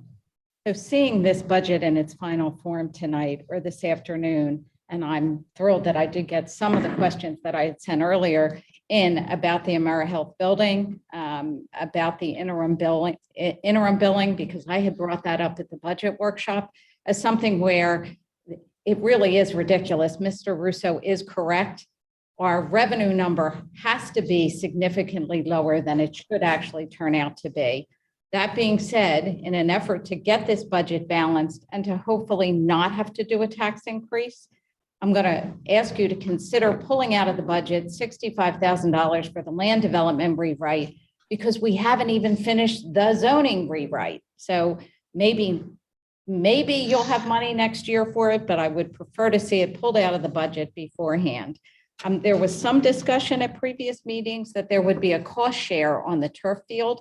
If we're going to spend $450,000 as a township to replace a turf field, and we are finding that this has become an amenity, not just for residents of this township, but for other townships, just like we seem to ask in the library's case for other townships to step up, either townships or organizations, something would be better than all taxpayers shouldering this burden. I appreciate the issue of stormwater, and I have spoken to Mr. Nease and Mr. LaFiata about considering borrowing this year. We are at the lowest rate environment we have been in years. It's not going to remain this year. So I'm going to urge you folks, consider to go out to borrow. Honestly, don't even care what the amount is. Borrow your $20 million. You'll get it at a 1.9. In another year, when you need it, it'll be at 3.5. So if we have borrowing power at a township, it would be fiscally responsible for us to consider doing that. Finally, I'm also with Mr. Russo on this notion that we're still building like crazy, which would suggest our revenue number should be raised up. And in terms of overall services, we don't provide tax service to our residents. So if you look at our total tax bill here, if you don't start adding in the cost of private trash and reflect that against other boroughs or other townships, then you're not looking at what the total tax bite is for the residents here. And finally, for easily the 15th time, I'm going to urge this board to look at an earned income tax. I have come in here year after year. I'll bet 3/4 of this room pays some portion of an earned income tax where they work. And those boroughs and townships have had the benefit of a tremendous amount of revenue that honestly, I think should stay here. So anything you can do to move that ball forward would be greatly appreciated. Thanks. Thank you, Mrs. Wilson.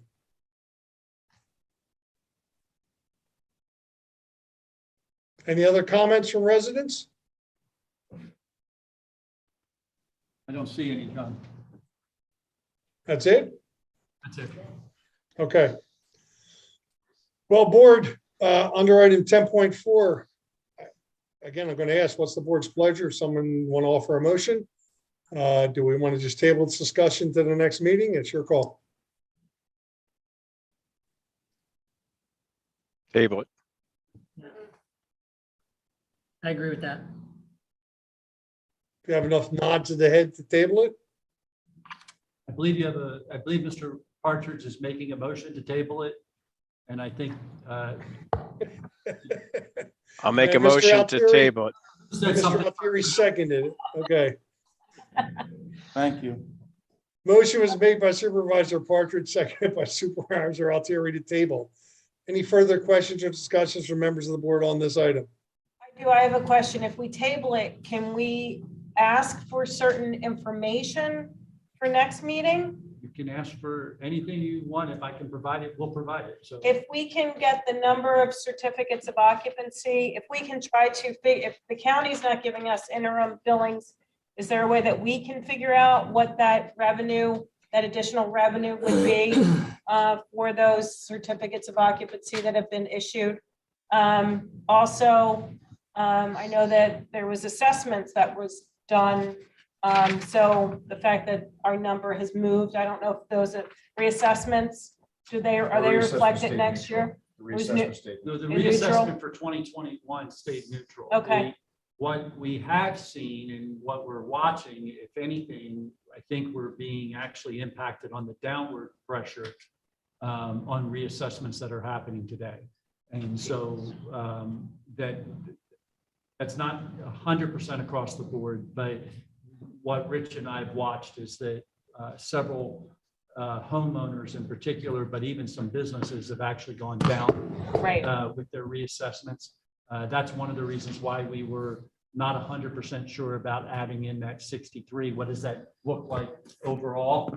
And but we do know that because we hold a good fund balance, if we had a year that was a little off, we could figure out how to manage that. Okay. So I do have a question too, to follow up on that. If it's revenue neutral and one of these people goes out and gets appealed and they win, what happens to that? Say they get appealed $200,000 less of a tax bill. Where's that $200,000 go? Does it get back out and reassessed to every resident? So every time an assessment goes down at this point. So when they did the whole reassessment, it was revenue neutral. Right. But anytime somebody today goes and does a reassessment, and if it goes down, then let's just take a homeowner like myself. They're basing their appeal. The county raised their assessment. They are. We didn't do anything. No, what they're doing it, not to interject. Yeah. What everyone's doing now is that when Tyler Technology came out with their reassessment, Right. some people decided to appeal that, some people decided to just let it go. What then happened was your school taxes came out. Everyone lost their mind at the school taxes. So when they should have filed their appeal for the reassessment, they're making base year arguments. They're making base year arguments, but their issue is with the overall reassessment. So the only reason why they appeal, I would suspect, because this has been consistent throughout the county, is that they got their school taxes, they saw what that amount was, and they said, oh my gosh, and they filed their appeal, when really they should have appealed their reassessment when it came out in 2019 for 2020. So they're making a base year argument, I'm surmising, because this is how it's being across the board. They make a base year argument, but it's really, they're upset about the reassessment. They didn't pay attention to it, is really what it boils down to. People didn't factor it in. So they are upset with the 2021 tax bill. They would have paid their taxes in protest. We would have put that money aside in a protest account or an escrow account, whatever the township refers to it as. In the event that they're successful at the Board of Assessment Appeals, they then have an automatic right to the Court of Common Pleas. That money would still stay in the protest account. Am I correct on this? It would still stay under the protest account until there's a final adjudication, either the Court of Common Pleas or the Commonwealth Court, or if they decide to take it all the way up to the state Supreme Court. And I will say this, that in some cases, people have just paid their township taxes and did not pay it under protest, but they're now appealing. So we're aware of it through because it's part of the school district process. We're aware of it.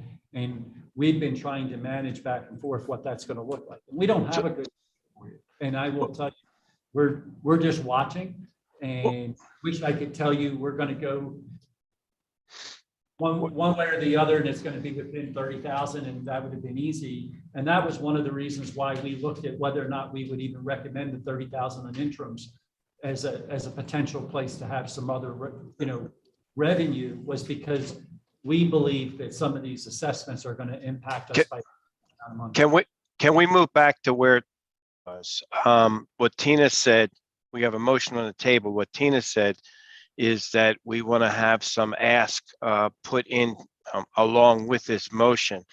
And Tina mentioned the additional revenue.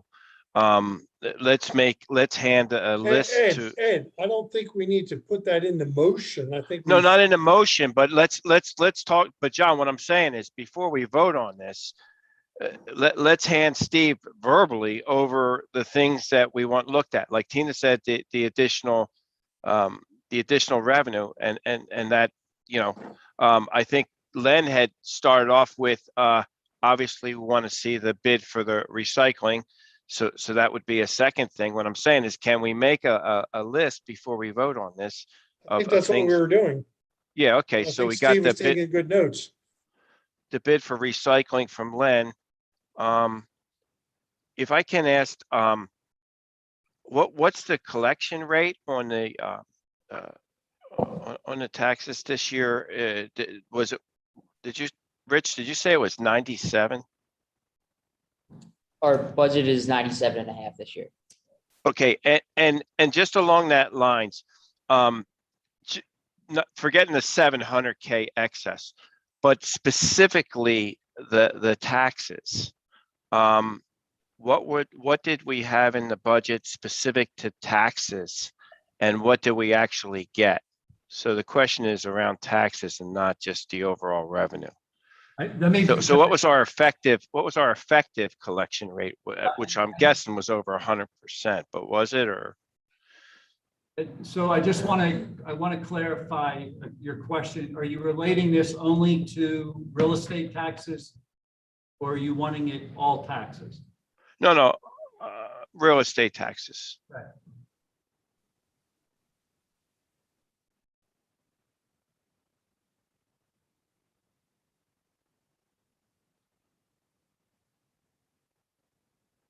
Because my point is, Steve, that when you look at this, if it was over 100%, then I'd like to ask consideration to take the 97.5 and maybe budget at about a 99% rate, because I think what you'll find is consistently, we budget at 97.5, but our effective rate is higher than that in the end.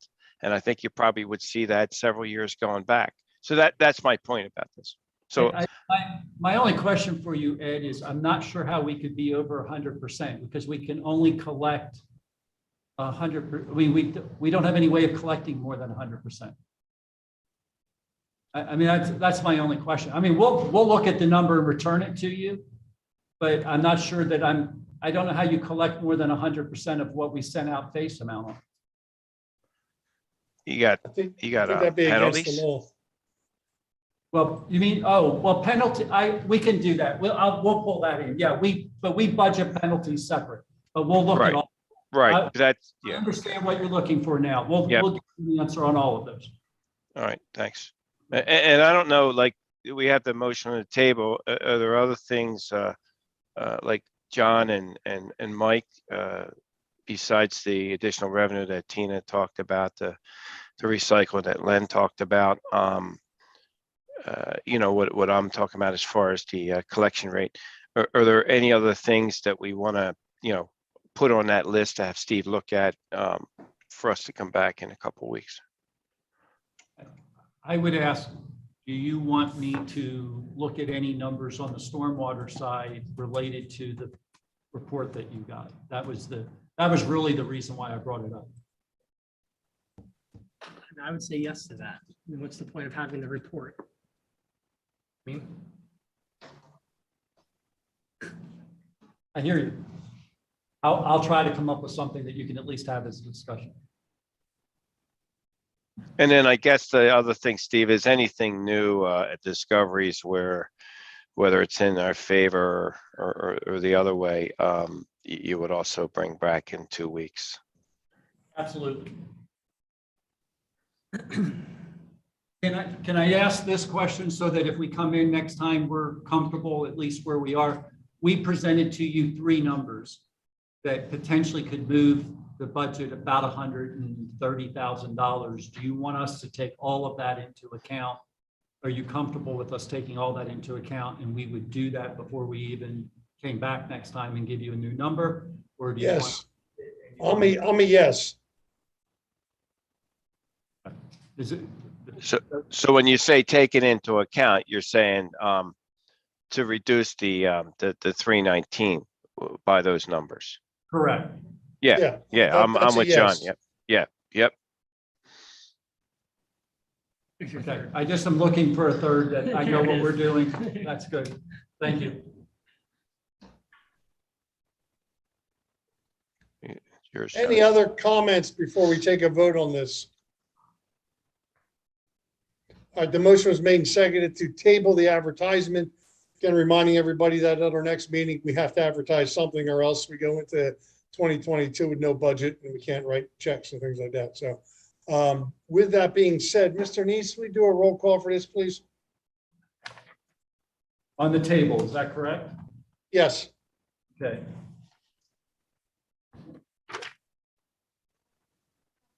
Mr. Partridge, Aye. Ms. Roberts Lightcap, Yes. Mr. Russo, Yes. Mr. Altieri, Yes. Mr. Nawn. Nay. Motion carries 4-1. All right. Brings us to item 10.5, which is consider approving the acceptance of the RFP from the animal warden. Mr. Nease, please. Yes, you asked us to go out for a bid. We did get a response from our current contractor that he would like to continue to still do that, and that was Mr. Alan Stricker. We had no other bids. Anybody have any questions for Mr. Nease on this item? Would anybody like to offer a motion on this item? So move for approval. Is there a second? Second. Motion is made by Supervisor Partridge, seconded by Supervisor Roberts Lightcap to approve the acceptance of the RFP from our current animal warden. Any further questions and discussions on this motion? Any questions or comments from members of the general public on this? Seeing and hearing none, all those in favor, please signify by saying aye. Aye. Any opposed? Motion carries unanimously. Next on the agenda is consider approving the acceptance of the RFP from the animal shelter. Mr. Nease. Mr. Chair, before you move on, I just want to make note that Mr. Altieri stepped out of the room, so it was a 4-0 vote. Oh, I can't see. Okay. All right, go ahead. I'm sorry. I moved on to the next item, the acceptance of the RFP for the animal shelter. So again, we, in receiving back, we had received back an interest from Brandywine Vet Hospital, who is our current animal shelter provider, and we received no other responses to the RFP. Does anybody have any questions for Mr. Nease on this item? Would anybody like to offer a motion on this item? So moved. Is there a second? Second. Motion was made by Supervisor Roberts Lightcap, seconded by Supervisor Russo to approve item 10.6. Any further questions or discussions on the motion? Any comments from members of the general public on this motion? Hearing and seeing none, all those in favor, please signify by saying aye. Aye. Any opposed? Motion carries unanimously. Item 10.7. This is consider approving the amendments to the police chiefs and captains agreements approved by the township solicitor. Mr. Nease, please. So if you'll recall that earlier this year, you passed an agreement, particularly for the police captain. And in the process, as we started going through the agreement of both the captain and the police chief, we realized that some of the language dated back to a prior contract that the police held. And it was in the townships and the police officers' best interest if we brought, or the captains and the chiefs' best interest if we brought them current with what the other police officers were doing. There was some give and take on both sides related to health insurance. There was some changes allowed for the drop, things like that. And so we would like to have, we had the solicitor change the language, basically tied it to whatever the current contract was, so that you would, as the current contract changed, it still stays with the current contract, and we were able to move forward. I trust all board members had a chance to review the changes. I believe they're minor and bring us consistent with the current contract. Do anybody have any questions for Mr. Nease and or would like to offer a motion on this item? I'd like to make a motion to approve the amendments to the police chief and captain's agreements as presented. Is there a second? Second. Motion is made by Supervisor Partridge, seconded by Supervisors Roberts Lightcap to approve item 10.7. Any further questions, discussions from members of the board on this item? Any comments from members of the general public on this item? Hearing and seeing none, all those in favor, please signify by saying aye. Aye. Any opposed? Motion carries unanimously. Item 10.8, final item under new business. Consider approving the renderings of the Ellis Preserve Phase 2 townhomes, specifically front porches and rooftop decks. I know we're all provided information. Mr. Nease, is there anybody from Ellis Preserve to talk to us this evening? We do have somebody here from Rockwell, yes. Okay. Hey, John, before we hear from Rockwell, I actually purchased one of these townhomes. So, just to eliminate any perception of a conflict, I just want to announce up front that I'm going to recuse myself from this agenda item. Okay, so noted, Mr. Partridge. Good evening, I'm Christy Flynn with Rockwell.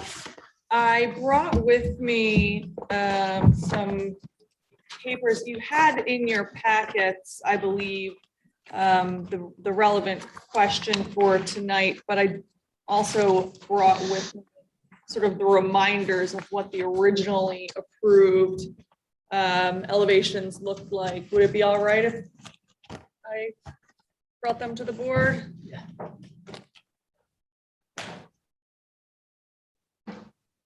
There's our renderings, and then there's the approved design guidelines. Thank you.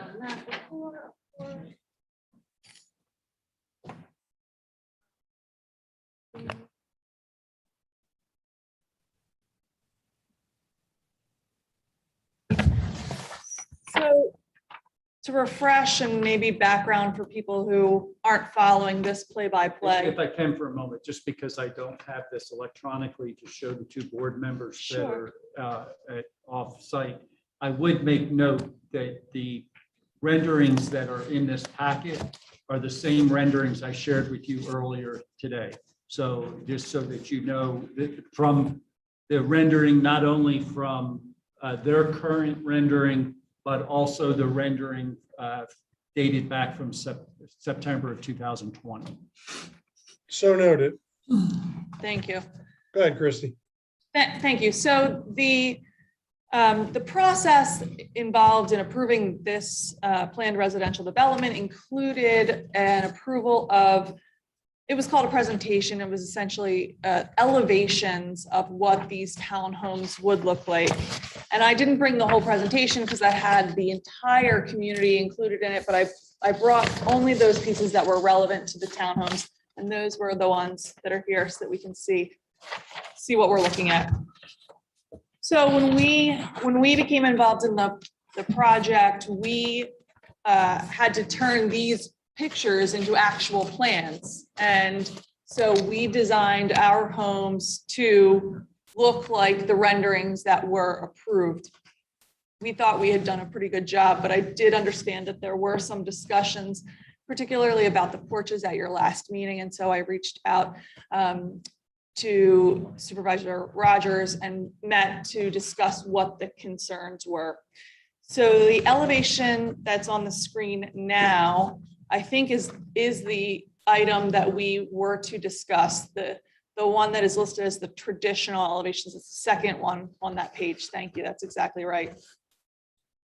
And so I'm sure you can understand that it's difficult to measure exact dimensions from a rendering, but we did learn that we wanted deeper porches. That deeper porches was part of the discussion during the approvals. And so we added some depth to the porch in the black and white image. So it will look very, very much like this rendering that you have, but the detail would be of a deeper porch. And I feel like I'm having trouble explaining this to you because it's such a subtle, it's very difficult to see these differences in these images. But I think the point is that we are able to provide 6-foot deep porches on all of those homes that have the porch roof across the front. Let me ask you this question. Do you mind if I interject in there? So walk me through, so you're just talking about the traditional and not the modern? There's no issue. The modern has covered entries. It doesn't have front porches on the approved renderings. And when you say approved renderings, again, we're going off of this. This is the approved rendering? No, I'm sorry. This is the approved. These that have the Equus logo on the bottom, those were the renderings that were approved as part of the PRD approval. Let's keep it nice and simple. Sure. This right here, traditional or modern? Modern. That's the modern. Modern. Yep. And so then this would be, these two are traditional? So this would be the There's back of the two modern. images of the modern and one image of the traditional in your package and in your approved guidelines. So the one,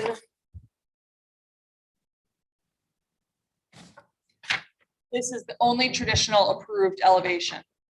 Yes, Same thing, traditional. correct. And is this the back of one of them? Third photo included in the one packet? What is this that we're looking at?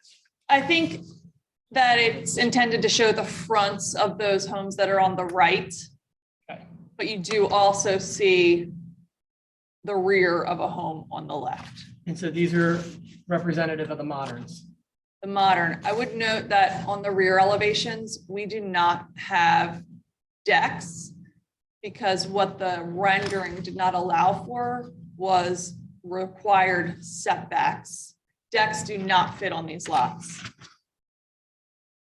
So in the rendering, we talked about the front porches, but like on these renderings, your Equus shows grass. It doesn't look like, how close are your front doors to the sidewalk? It varies. In the code requires the setback from the curb or the street line to be a minimum of 10 feet for these townhomes. Most all of these townhomes are farther than that. So they are 16 or 20 feet. There is a 5 or 6 foot sidewalk, again, depending on exactly where they are on the plan. The rendering here has a artist's rendition of many, many tulips. You know, it's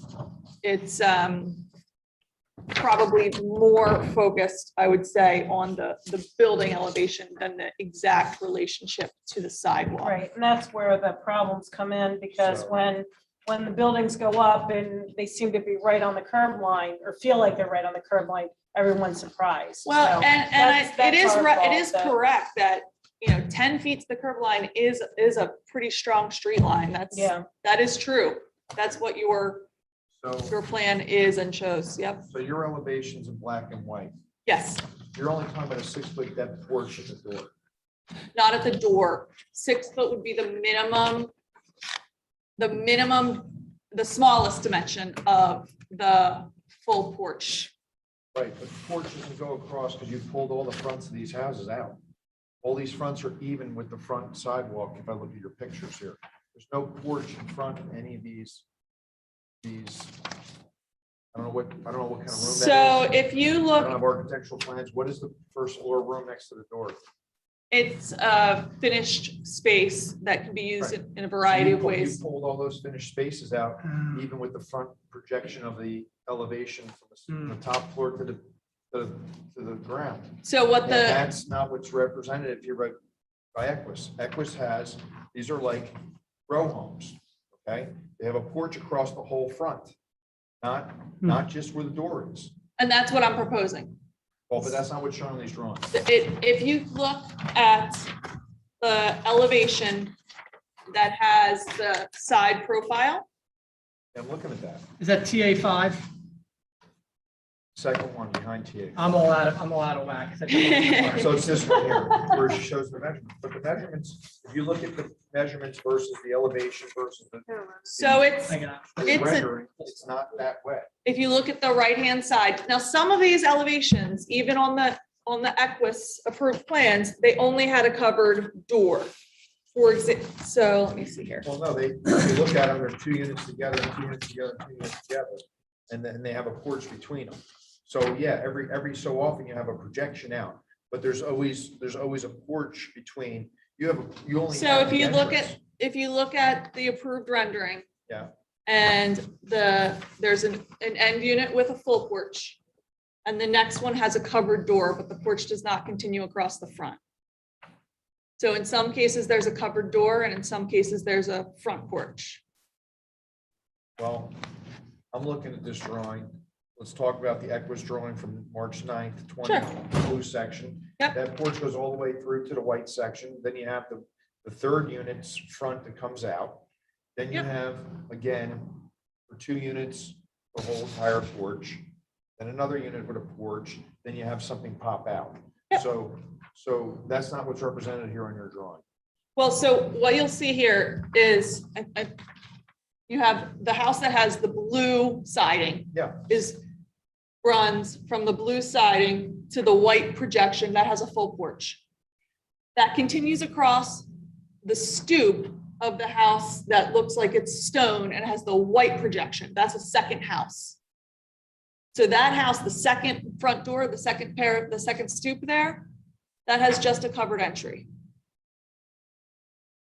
And that's what Yeah, but we're, there's only one place here that 4 doors, and only one place really has a small porch, which is just an entry. And that's the end unit on the left side of your drawing. I'm sorry, so on my Your- drawing, your two of the buildings, 2 of the 4 would have a full depth porch and 2 would have a covered entry. That's not what's shown here. And we were very specific in the meeting in March of last year. I don't know why John Ford's not here. We want Ms. Lightcap, Roberts Lightcap was very, very clear. We wanted front porches. So, This almost went down in smoke, okay? So the bottom line is, we'd like you to go back and come back with the porches here, like we asked for. That's my opinion. so what I'm saying is, we do have porches. So if you look at this, it's difficult to tell from a rendering. So I brought this architectural plan here. And this shows that, This is the side one again. yes, so it shows a single house and then it shows the side sort of section of it. And from the front door to the front of the porch, that's 10 feet. Yeah, but you're not doing what they did here, because your elevations go all the way down. This elevation doesn't go all the way down. That's the problem. The Equus presentation drawing, second, third floors do not go all the way down in the same projection. The first level, where you call it a bonus area, is recessed 6 feet or whatever it is. You know. Well, that, I mean, that exactly what you just said, whatever it is, that's the trouble, right? So we Well, yeah, but it's- designed these plans Okay. based on a rendering. We attempted to provide what was approved. When the issue was raised with the porch, this porch that is in the black and white, that is a slight difference from the colored rendering. So this would project forward.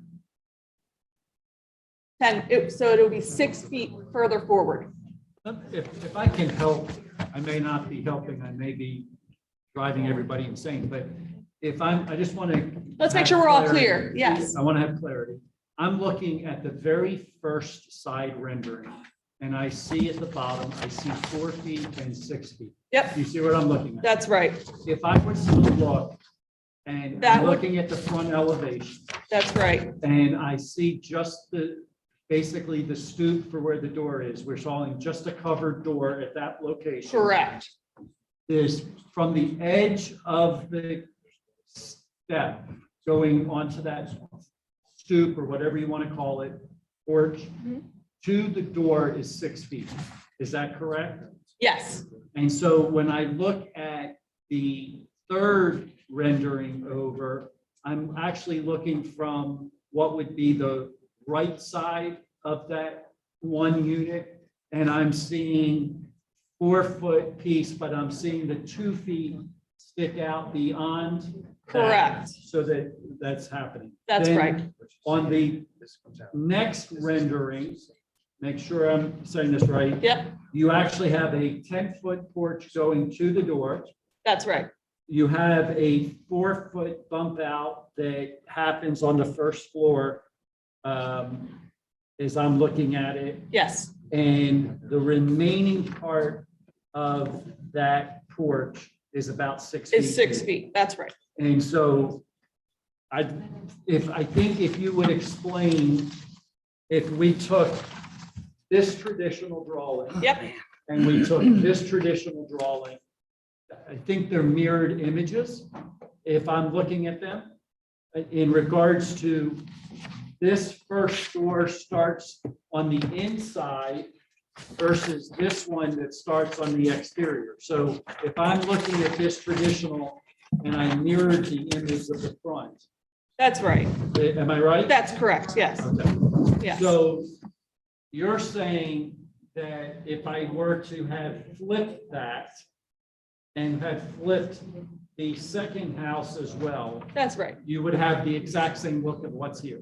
So this porch actually is going to project even further forward than what I have proposed.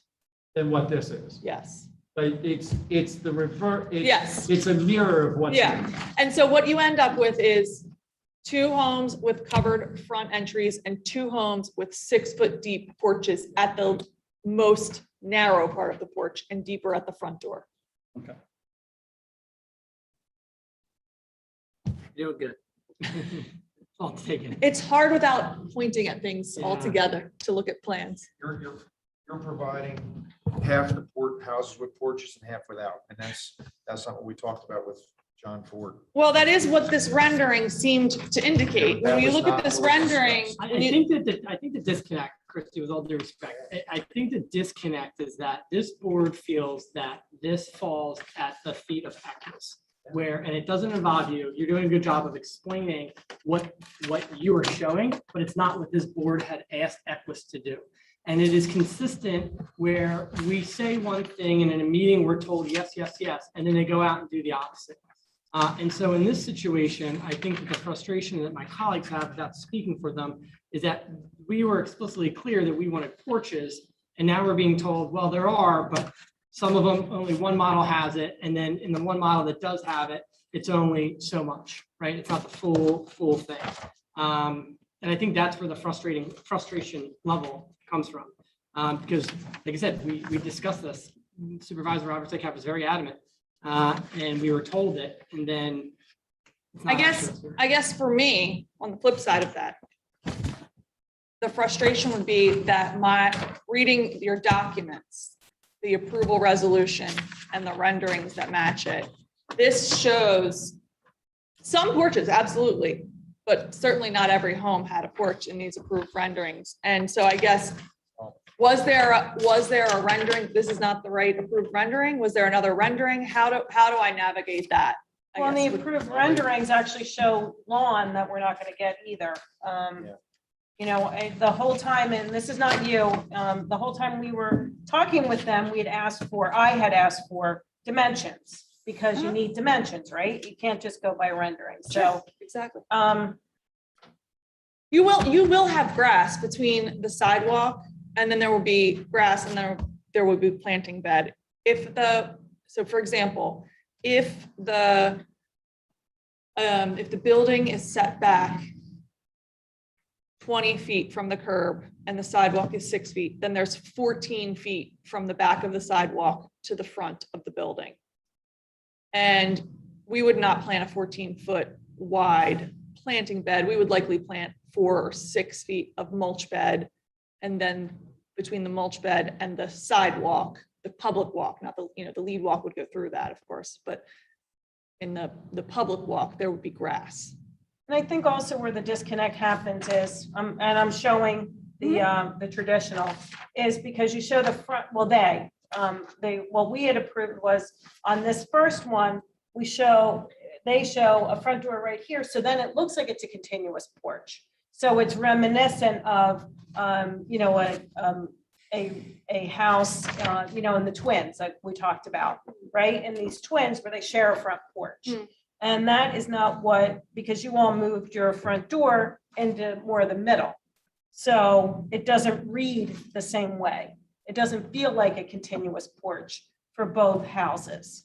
It's definitely cut up. So the way that this looks, do you see what I mean? It looks like these two share a front porch. That's where the disconnect happens. And I don't know how that gets. Well, so fixed. you would have that same effect on the other homes though, right? So No, not really. these here, the porch roof. No, because you've got a front door and then you've got a porch, but you just have a front door and then you've got the hard. I think that what we were trying to avoid was this hard edge down to the ground. We wanted it to be more of a covered area as opposed to, it kind of comes down hard into the, am I explaining that right? Well, I hear what you're saying, but I'm also looking at the rendering and it has this bay that does have that vertical line. So what I'm really trying to do is I'm just trying to get a building permit. So I'm just trying to figure out how to make it happen here. Mr. Spader, Mr. Ford, tell them. I think what the board, and maybe I'll boil it down to as simple as I can make it, the board was shown and was expecting a more traditional neighborhood type development. And I just don't think what you're showing us meets that concept of a more traditional type of neighborhood development. We were shown houses with porches that look like any other neighborhood development, you know, where you got your, as Mr. Russo points out, your row houses with your porches there. It creates that intimate feel, that neighborhood that all along we understood is that what we were trying to create here at this development. What's you're proposing, and again, not necessarily your fault, wasn't your approval, it does not really accomplish that same goal in the board's eyes. Now, we can sit here and argue back and forth whether it does or doesn't, but what we're being shown or presented with is not consistent with what the board assumed were approved it was going to get under the original approvals, which again were not your approvals, and we get it. So, you know, and that's the stalemate that exists right now, is that we really, I think, want to go back to what we thought we were getting in the first place, the more traditional neighborhood type home with the front porch that creates that community feel, and not more of the stacked townhome type of thing. So I want to make sure, because what I really need to know is what that expectation was. So if the front door on the end moved to the outside of the building, And then And it would cover, they would have like a porch. shared porch. was shared, but is there a percentage of porches that are required? Do you have a percentage of porches required on these homes? Because the renderings have really maybe 25% with covered front porches, and I want to make sure that I understand what that expectation Well, is. let me put it to you this way. You got a 3-2 vote, 3 votes for, 2 votes against. I would have never voted for this if you were to come back here with this drawing right now. And I'm sorry, with this drawing that was with this previously drawing you're approved? bringing here now, I would have voted no. With Okay? the, So this is not the drawing. We brought Mrs. Roberts Lightcap was very clear. And she told John Ford, and he was here, and he should be here now, and you can tell him in the morning that I'm very unhappy. And that, as far as I'm concerned, until this is resolved where we have front porches, the way that these folks asked for it, we don't want the same thing you have here with the stacked homes. They look horrible. You walk out a step and you're on the sidewalk, almost in the street. And that's what we're gonna get with this. It looks horrible. You guys might like it because you're making a lot of money. I don't like it. I think it looks horrible. And you're gonna build these with 3 or 4 to 5 steps in the front? Is that the look, or is it gonna be close to the ground like the other ones? some of them are elevated because of the grade of the site. Right, but how many are elevated, and how many aren't? There are, So the ones that aren't as much elevation, they're gonna be closer to the road, let's be honest. Okay, if you only have Well, 1 or 2 steps, you're gonna have them closer to the they're road. going to meet the site plan. So Oh. the site plan describes how far back the fronts of the houses Well, are. All I can tell you is Mr. Ford should be here and he should stop backpedaling and sending you here and he should get this resolved. And I asked him outright, I said, is Rockwell building these homes? Why aren't they here? We don't know who we're selling them to. He knew damn well who he was selling them to. And that's the frustration level now. The guy's not here. We made an agreement with him and now he's sending you here and you want to put 25% with porches on the front. That's not what Well, we said. But That's not what that's we said. exactly what I'm trying to ask, because the renderings that were We want approved porches. show 25%-ish. I'm estimating because it's Well, basically you really half can't of- tell past the- basically you half really of the can't tell past traditional- the third unit. You basically really can't. half, well, the way you can kind of tell is that when you look at the bays that go all the way, I see roof all the through. way. I see roof all the way. I see a little edge all the way through. I do. I see it all the way through. The only one I see comes full to the ground is between units 2 and 3, if you're looking at the Blue Townhome on the 9th of March drawing. All the other ones go all the way through. You can't tell about the one that comes out all the way down because there's a tree right in front of it. But all those look like they go straight through. there's a little bit of a difference on the top where that bay goes all the way up. And so, we had our magnifying glasses out trying to Well, right, interpret but what again, the we goal want was here. porches. I suggest you go and figure out how to get some porches on here. That's my suggestion. I don't know how the rest of the members feel, but that's what our expectation was. You got 3 people that voted for this. It was a very contentious vote, supporting you based upon John saying he's gonna put porches across the front of these. Now, that's not what we got today. You have 50% porches. Is that what you're telling us? I'm saying that the renderings that were approved in the design guidelines seem to indicate that half of the traditional elevations have porches, Well, but there are no porches that were approved on the modern elevations. Well, no. We're not talking about modern elevations because you have the decks above. Correct, yep, Right, so That's right. that's kind of consistent, so there we are Okay. consistent, right? great. Right, Can no, you I agree with that. We're Yeah. consistent with the modern ones, I think they look a little bit better, the ones you did, in all honesty, than the ones they originally proposed. But they have the decks, and they all have the decks like they show in the presentation. Yeah, we tried There are to no decipher rear what decks in any the of them. goal was here. Well, no, but. Oh, on the I'm top, talking yeah. about- I'm talking about the front elevation on Miss Flynn's exterior modern Yeah, is pretty much similar to BPG's or Equus's front. Hers actually look a little better, I believe. Yeah, I would agree with you, Mr. Russo. The modern ones from Rockwell do look a lot better. I think they've got a lot more to those. But I think, like, now I'm just gonna make them all modern. no, In all seriousness, if one of those can be, if one is acceptable and we can maybe break the motion into 2 pieces, whether we vote on modern and then we vote on traditional. Do we know how many are the modern? It's roughly half and half as laid out. How many buildings would be modern and how many would be the traditional? The other problem is Mr. Ford has more problems than getting you building permits up there. So he can You can apply for them, but we have a major problem with other things on that site. And until that get rectified, there's not many building permits.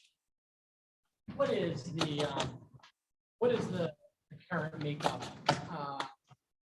on the map? Like where are the traditional ones, where are the modern ones? It's approximately half and half. No, I know that. But he's asking based upon your site plan. Which ones would be which? Yeah.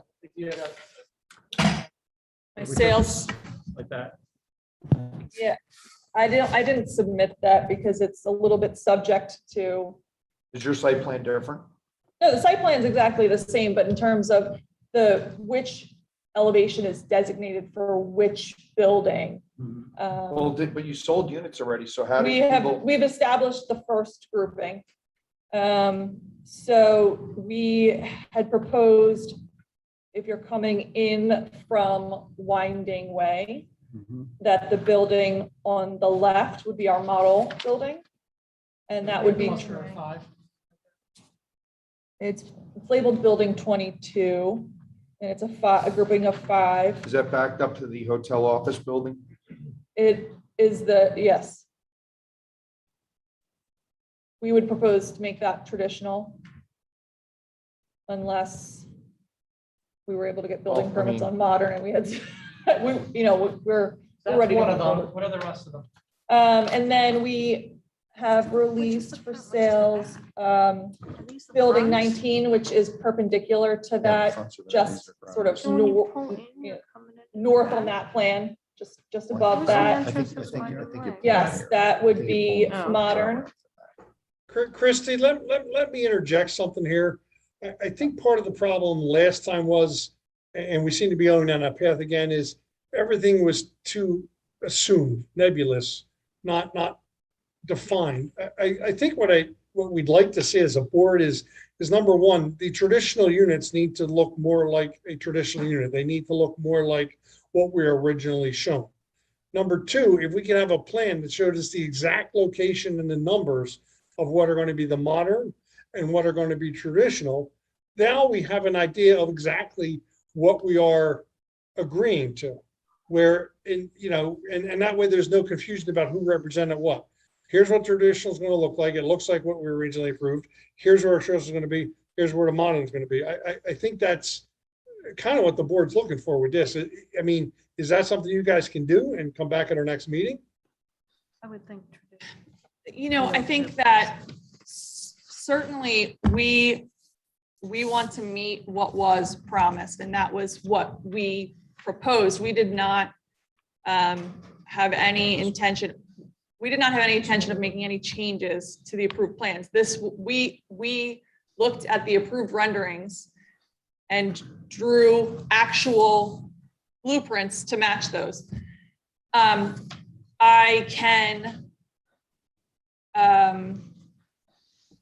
can give you what our layout is for what we expect to sell, but candidly, whether, there could be some change in, if there was more demand for traditional, which has a bigger master bedroom, there would be a potential, we would want to potentially change a future building down the line from modern to traditional. But it's going to fit in the same footprint, correct? Yes.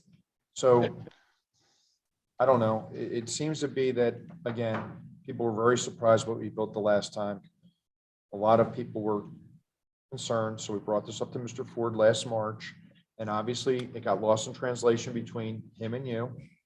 Not your fault, but I mean, I'm not so much worried about where you put them as I am worried about getting the look we want. Right? Right. I mean, I don't think, Ed's living there, but we're not living there. And if you're a designer and you feel it goes better on this side and that side for the others, so be it. I think it's more the look of the units, getting them with the porches the way we want them. Right. You're a bigger unit to begin with, and you end up building more, then so be it. I don't think we care about the number of units. I think we'd be fine if you built all traditional units, but I don't think anybody cares about that. right. I think they need to be more You know what, traditional looking. I'm sorry, I have to ask the question. Christie, I don't know if you heard me, but since I did purchase one of the units, I'm recusing myself from from this discussion and the vote, but you did say something where I need to ask you the question.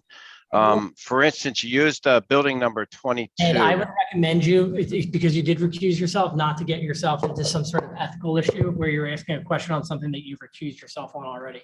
The solicitor Well- just went out of the room, but my advice to you as an attorney and as a friend is that I would just let this, not to intervene in this whatsoever.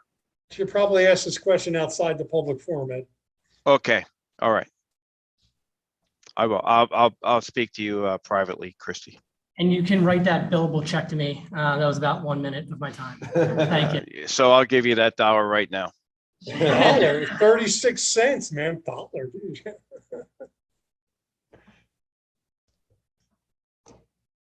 Well, Want to go down this path, Christie, and then, we have an expectation, which we had an expectation and it's not been met. So that's the only reason we're asking you to give us an idea, and you and I had this conversation before. Yeah. About what neighborhoods are gonna, because you all know what your market is. Yeah, and I shared with you what our preliminary Yeah, and I layout think the was. rest of the board needs to see that as well. And I'm happy to share our preliminary layout, but I would like to just keep a little bit of flexibility Oh, in of course, we which goes understand which. that.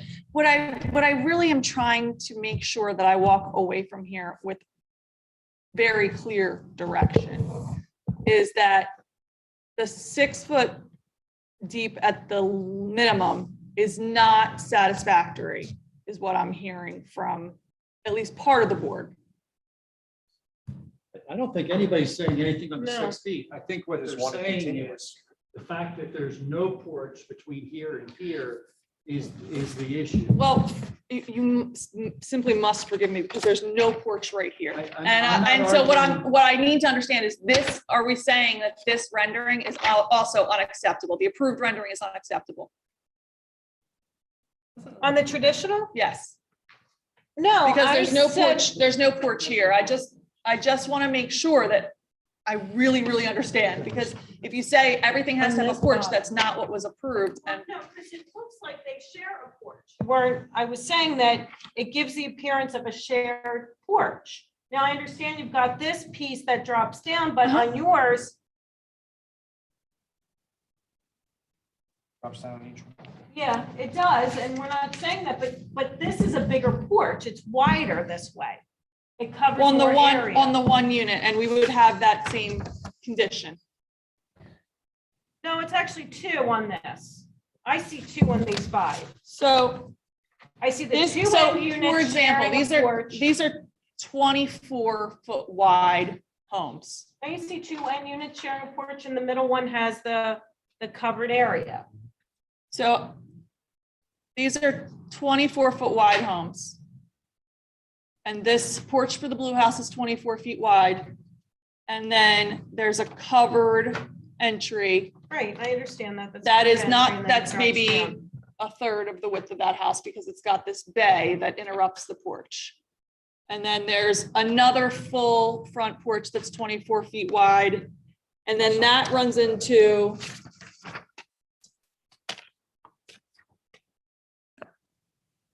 another covered entry.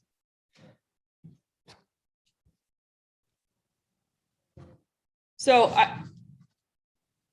are we saying that I think. the we front door wanna- needs to be on the end? Is that the I think problem? we want to look at the record when we talked to Mr. Ford, because he had his architect here. He made representations, he agreed to things, and unfortunately, the drawing might not have everything he agreed to, so we need to look at that. As far as the porches, we talked about porches, we wanted porches on these units. And granted, like I said, the modern ones have the decks, that's acceptable. But on these traditionals, we talked about porches. And being he's a developer, maybe he never updated the drawing afterwards. He just went with what he agreed to on the record. So we need to look at that, see what was included. You know, Mrs. Roberts Lightcap was very, very strong. Said she wanted porches. We don't want to have the same thing that happened with the stacked townhomes, and that where you walk out the door and you're in the street, walk the sidewalk. That's what we gotta look I at. said over the wall. The wall. But that's what we gotta look at. I mean, we can talk this to death, but I mean, it's not gonna change tonight. Just my standpoint. But I mean, that was the conversation. Again, it's all conversation, right? And and what I had said, and I believe that we all agreed at that meeting, was we wanted these, like a twin, like these, again, I said this already, like the twin houses that share a front porch.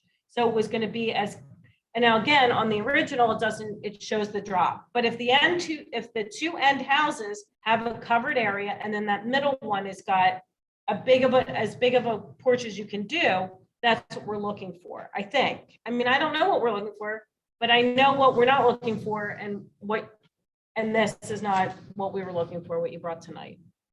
Although the depth of the porch is correct. It's the front is where I think we are all kind of at a stalemate right now. Am I right? I'm like, feel like I'm speaking for everyone. No, I think you're correct. For whatever reason, and I don't know how to articulate it, I don't think what was presented as a traditional home tonight matches what we thought we were getting. And doesn't match, in my eyes, the rendering that was previously provided to us during the original approval. So The original might not have been updated after the meeting. He might have just said verbally, he's gonna do this, that, and the other thing, goes back, and that's what he did. And he never gave her the information, which is very possible. I don't know. We gotta look at the record.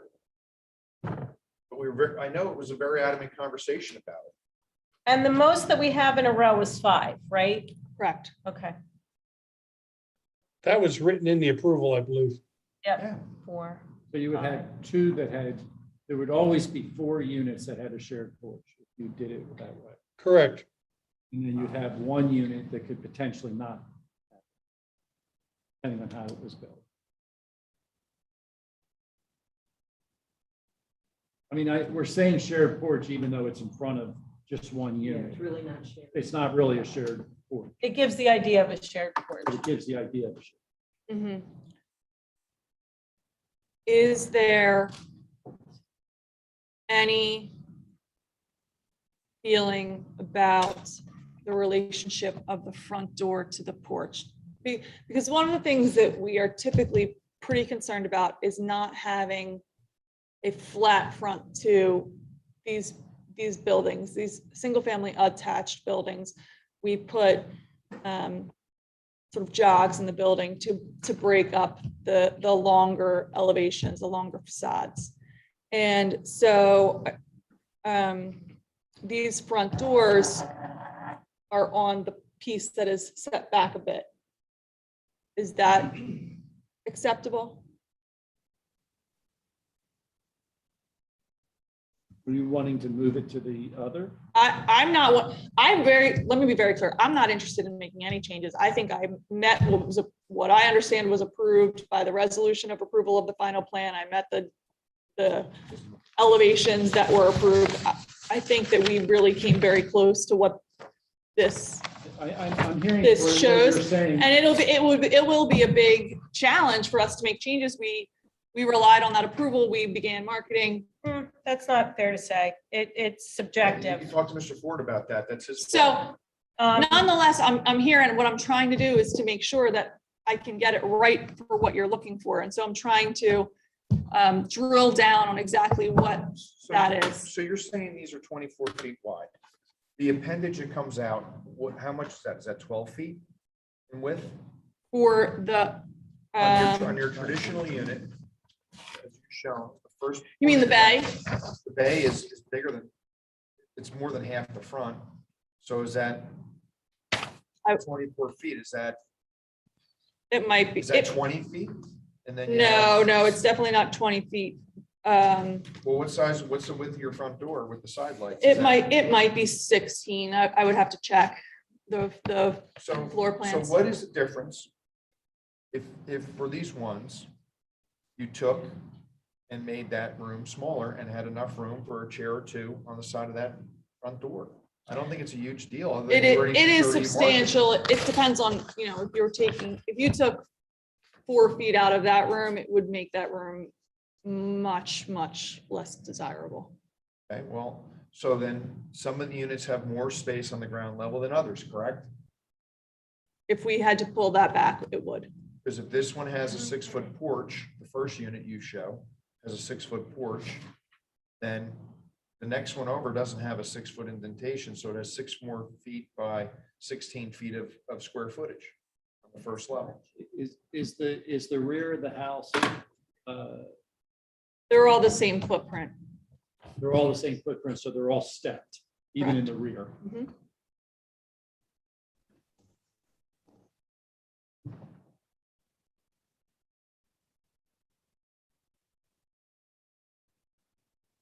I got 96 feet. What's the solution? I think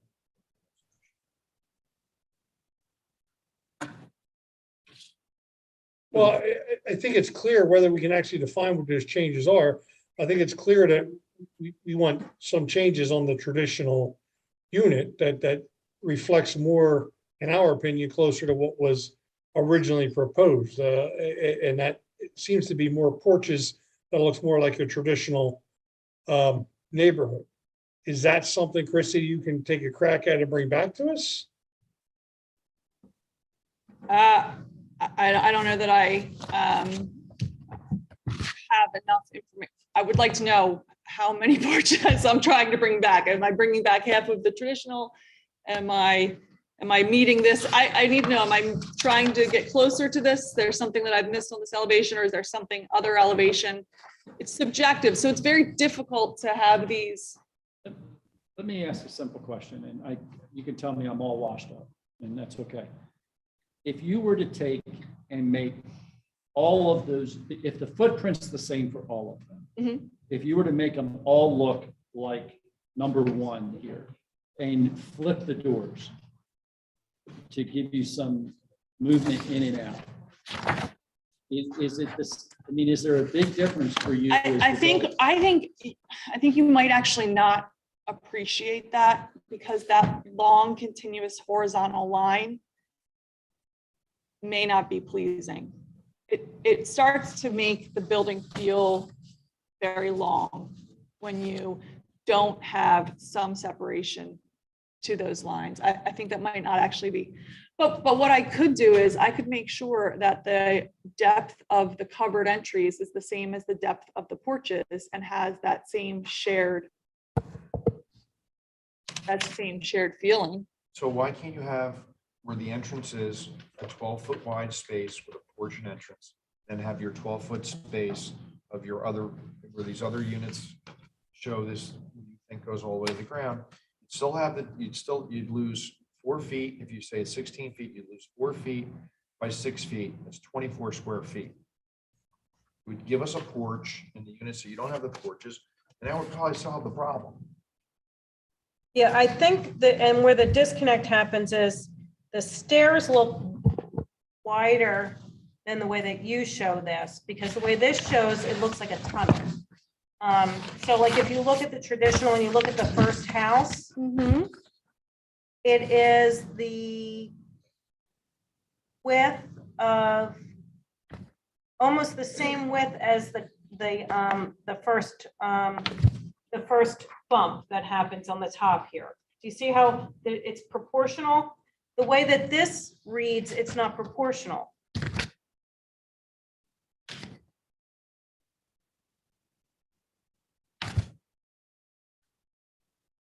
If you look at it like this. It does not look proportional to me.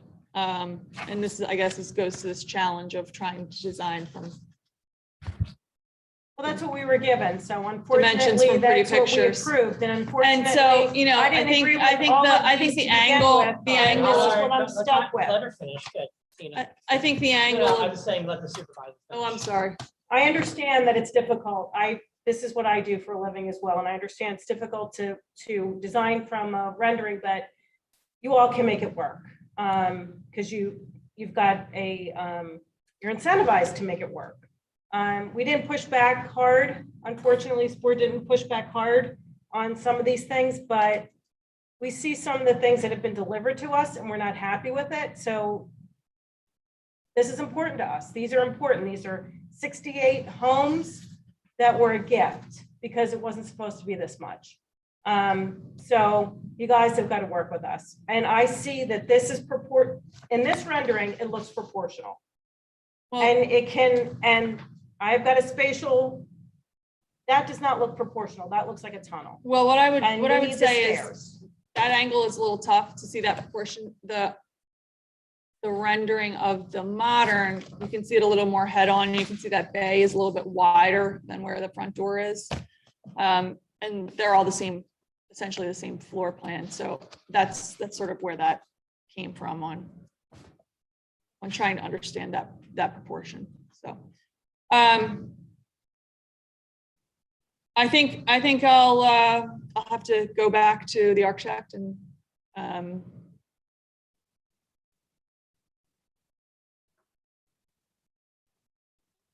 turn around some front doors.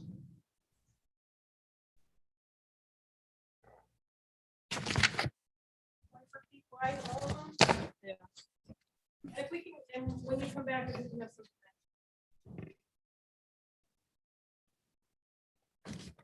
Just out of curiosity, and I'm asking because I just want to understand. On the homes that have the front porch, is the second floor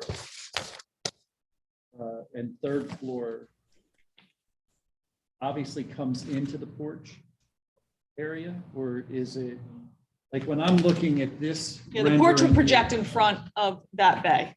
here, so the bay is straight all the way down. Correct.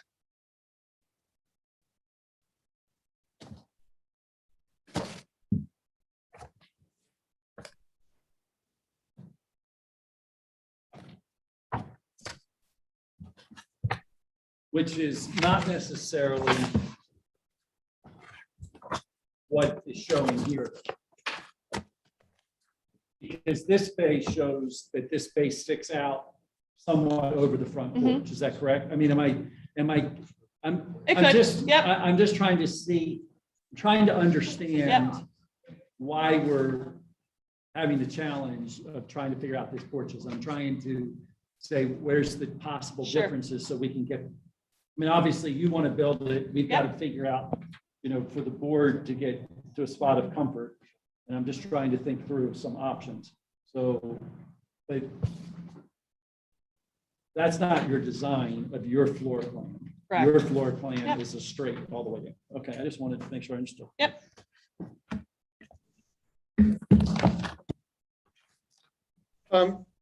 Christie, I would encourage you to, if you are going to make changes, it sounds like we're going to table this for this evening. If you are going to make changes, it might be worthwhile to get them to the board, within the next, I don't know, at least a week before the meeting. So maybe we can have a chance to at least look at them first. If Supervisor Roberts Lightcaps already has a relationship and has spoken with you, maybe she has a chance to review them. You and her can have a little bit back and forth so we can avoid any back and forth we do at the meeting. Maybe another supervisor too, Mr. Chairman. And then Or perhaps you and Mr. Russo could, need anybody, and that way, Christie can feel as, maybe another input, someone else can input. well, I think you and or Mr. Russo would be the ones who have taken the most interest in this, I'll say. So I think that's, I dare say the rest of the board might be more inclined to go along with this if both of you are happy with what was being presented here. Okay, that's fine. I'm fine with that.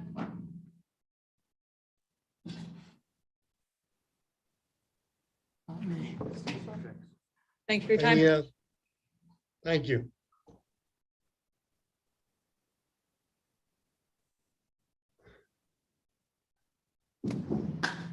Anything else on this item? All right, moving on to old business. Item 11.1, consider approving the change of approval associated with the guarantee agreement. Mr. Nease, you have some explanation on this one? So if you'll recall, we did the guaranteed agreement. I believe it was maybe 3 meetings ago at this point. The municipal authority did approve it at their last meeting at Monday night, a week ago.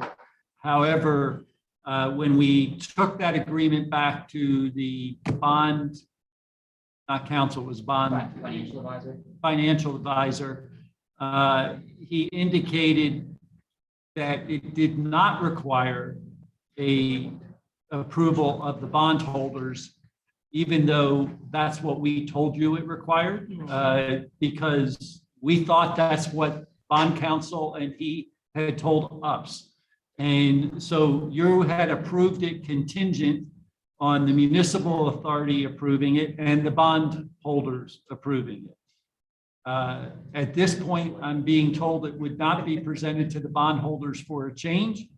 And so the question then becomes, do you still want to approve it? Or Was this the footnote?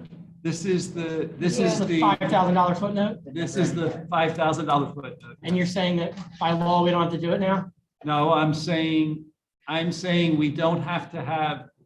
So if you recall, the real reason why we were doing it was potential for future borrowings, not for this borrowing, because this borrowing, we could say, we agreed to what we agreed to. We don't need to make any changes and you wouldn't have to.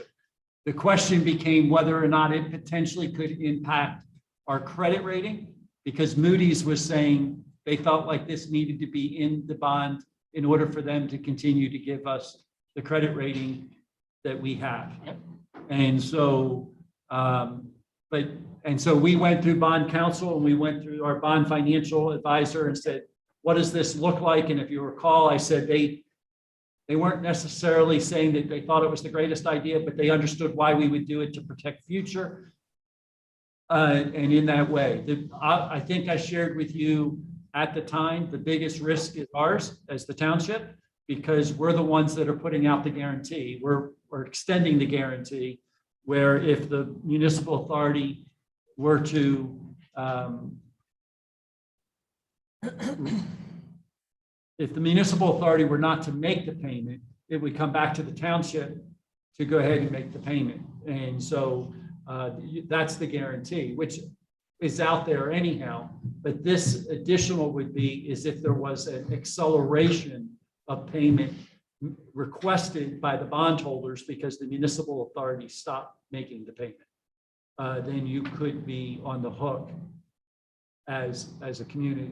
We could be on the hook as the community of having to accelerate that payment. So that's the essence of what we agreed to. Okay.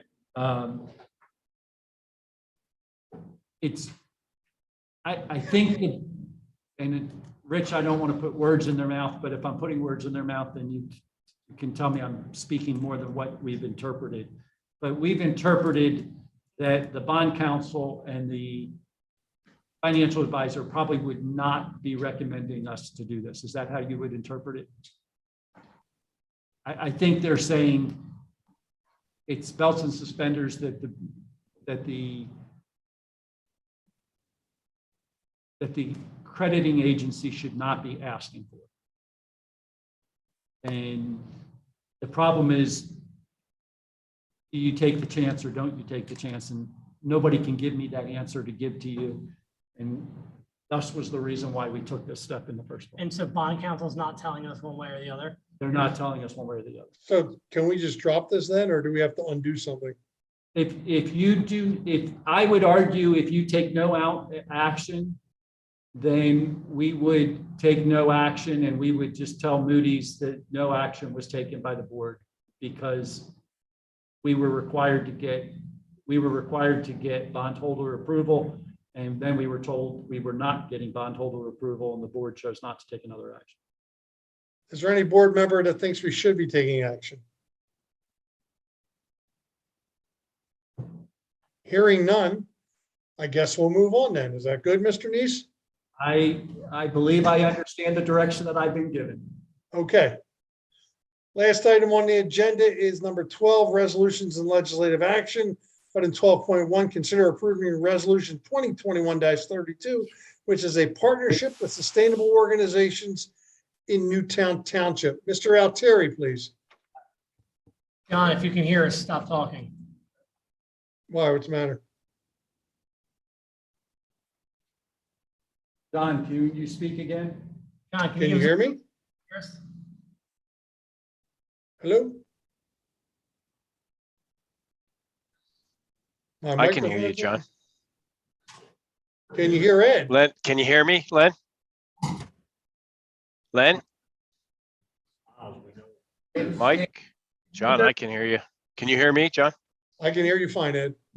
Give me a thumbs up if you can hear us. Oh, okay. Okay, so they can hear us. We cannot hear you. So if you would be acceptable, I will turn it over to one of the members that's here in the audio, or here, one of the board members that's here to lead us through the last item. I believe it would go to Tina as our. Thumbs up. Wait, I went out. Yeah, I know you're back. Volunteered for anything. yeah. You're getting volunteered to lead us through the last couple issues. He went dead. We can't hear John. anything. It blanked out like. They can hear So us. we're on number 12.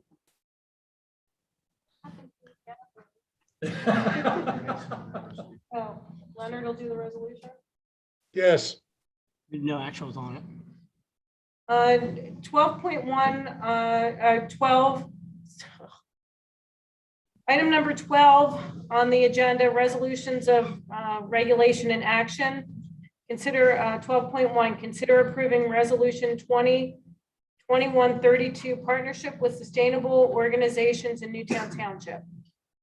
Thank you very much. Resolution number 2021-32, partnership with sustainable organizations in Newtown Square. Whereas Newtown Township's mission statement is to be the preeminent township dedicated to public service with integrity achieved by encouraging communications and protecting resources. And sustainability focuses on protecting resources. And whereas the Pennsylvania Municipal League offers a sustainability community essential certificate program to Pennsylvania municipalities who demonstrate a commitment to sustainable practices in multiple areas of community and government. And whereas sustainability community essential certificate program looks at 9 key areas of sustainability, including governance and community engagement, healthy communities, diversity, equity and inclusion, education, energy use conservation and green buildings, environmental stewardship, housing, land development, and the local economy. Now, therefore, be it resolved that the Board of Supervisors commit to a partnership with any organization in Newtown Township that follows and has integrated a sustainability program which supports the township's sustainable efforts. Resolved this 8th day of November 2021 by the Board of Supervisors of Newtown Township, and that is my motion. Is there a second? I'll second it. Motion made by Supervisor Altieri, seconded by Supervisor Russo. Are there any questions? We probably should allow for public comment. Any public comment? Seeing none. All in favor? Aye. Aye. I got 2 thumbs up on there. Mr. Nawn and Mr. Partridge. The ayes have it. Unanimous. Go ahead. Oh, number 13, any additional business? Seeing none, any board comment? No? Seeing none, any public comment? State your name and your address for the record. Good evening. My name is Mike Rodia, 404 Hempstead Circle. It's interesting that Leonard, Mr. Altieri read this. I am encouraging communication as well. I'm not sure if you received my emails over the weekend. I did send them to Mr. Altieri to forward it over. Having some issues with the municipal authority in terms of communication I had with them years ago. I know nobody here was involved. Mr. Catania and I had a quick conversation outside. And the other thing, protecting resources. I'm trying to protect my resources. So are you aware of my the I think issues? you might want to put it on the record. It probably should just state briefly what your concern is. Okay, yeah, I'm For sorry. the record. So for the record, I came to the municipal authority meeting last week or 2 weeks ago, whenever that was. Had some conversations with the people on the board. They weren't around when this issue started. To give you a quick synopsis of what's going on here, I live on Hempstead Circle. Back in 2001, there's a home on Bishop Hollow Road, which is a corner house. They, I think I sent you this information, but I'll put it on record. Okay. For people watching. Okay, so, oh, hello, everybody. It's a little late here. So there's a home on Bishop Hollow Road, 408, I believe, or 412 Bishop Hollow Road, which is considered the Ursado estate. I live on Hempstead Circle, so I'm around the corner from them. They had trouble selling their home. The person that was going to purchase their home ended up renting it for the next 6 years until they had their issue resolved, which was their septic system failed. From what I've been told, they have a spring running underneath their house. Their leach field, I'm not an expert in septic system, was so oversaturated with water that I guess the municipal authority back in the day in 2007, they made an agreement with the Ursados that they were going to run a sewer line up the street. What I'm upset about, the first piece of paperwork that I received from the township and municipal authority was September 24th, when Mr. Nease sent me a tapping fee bill for over $7,100. It's the first time I received any paperwork concerning any sewer that was going to be put in my neighborhood, whether I had to tie in or not.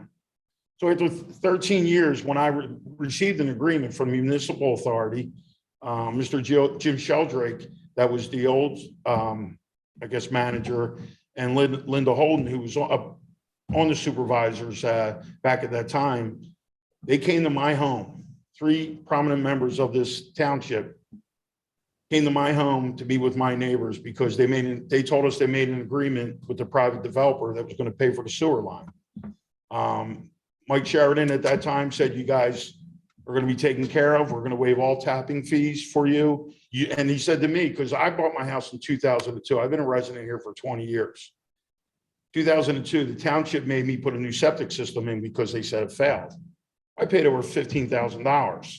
And then 7 years later, they wanted us to pay for another developer, the Dever family that was coming in, who ended up being completed by the Redhand family.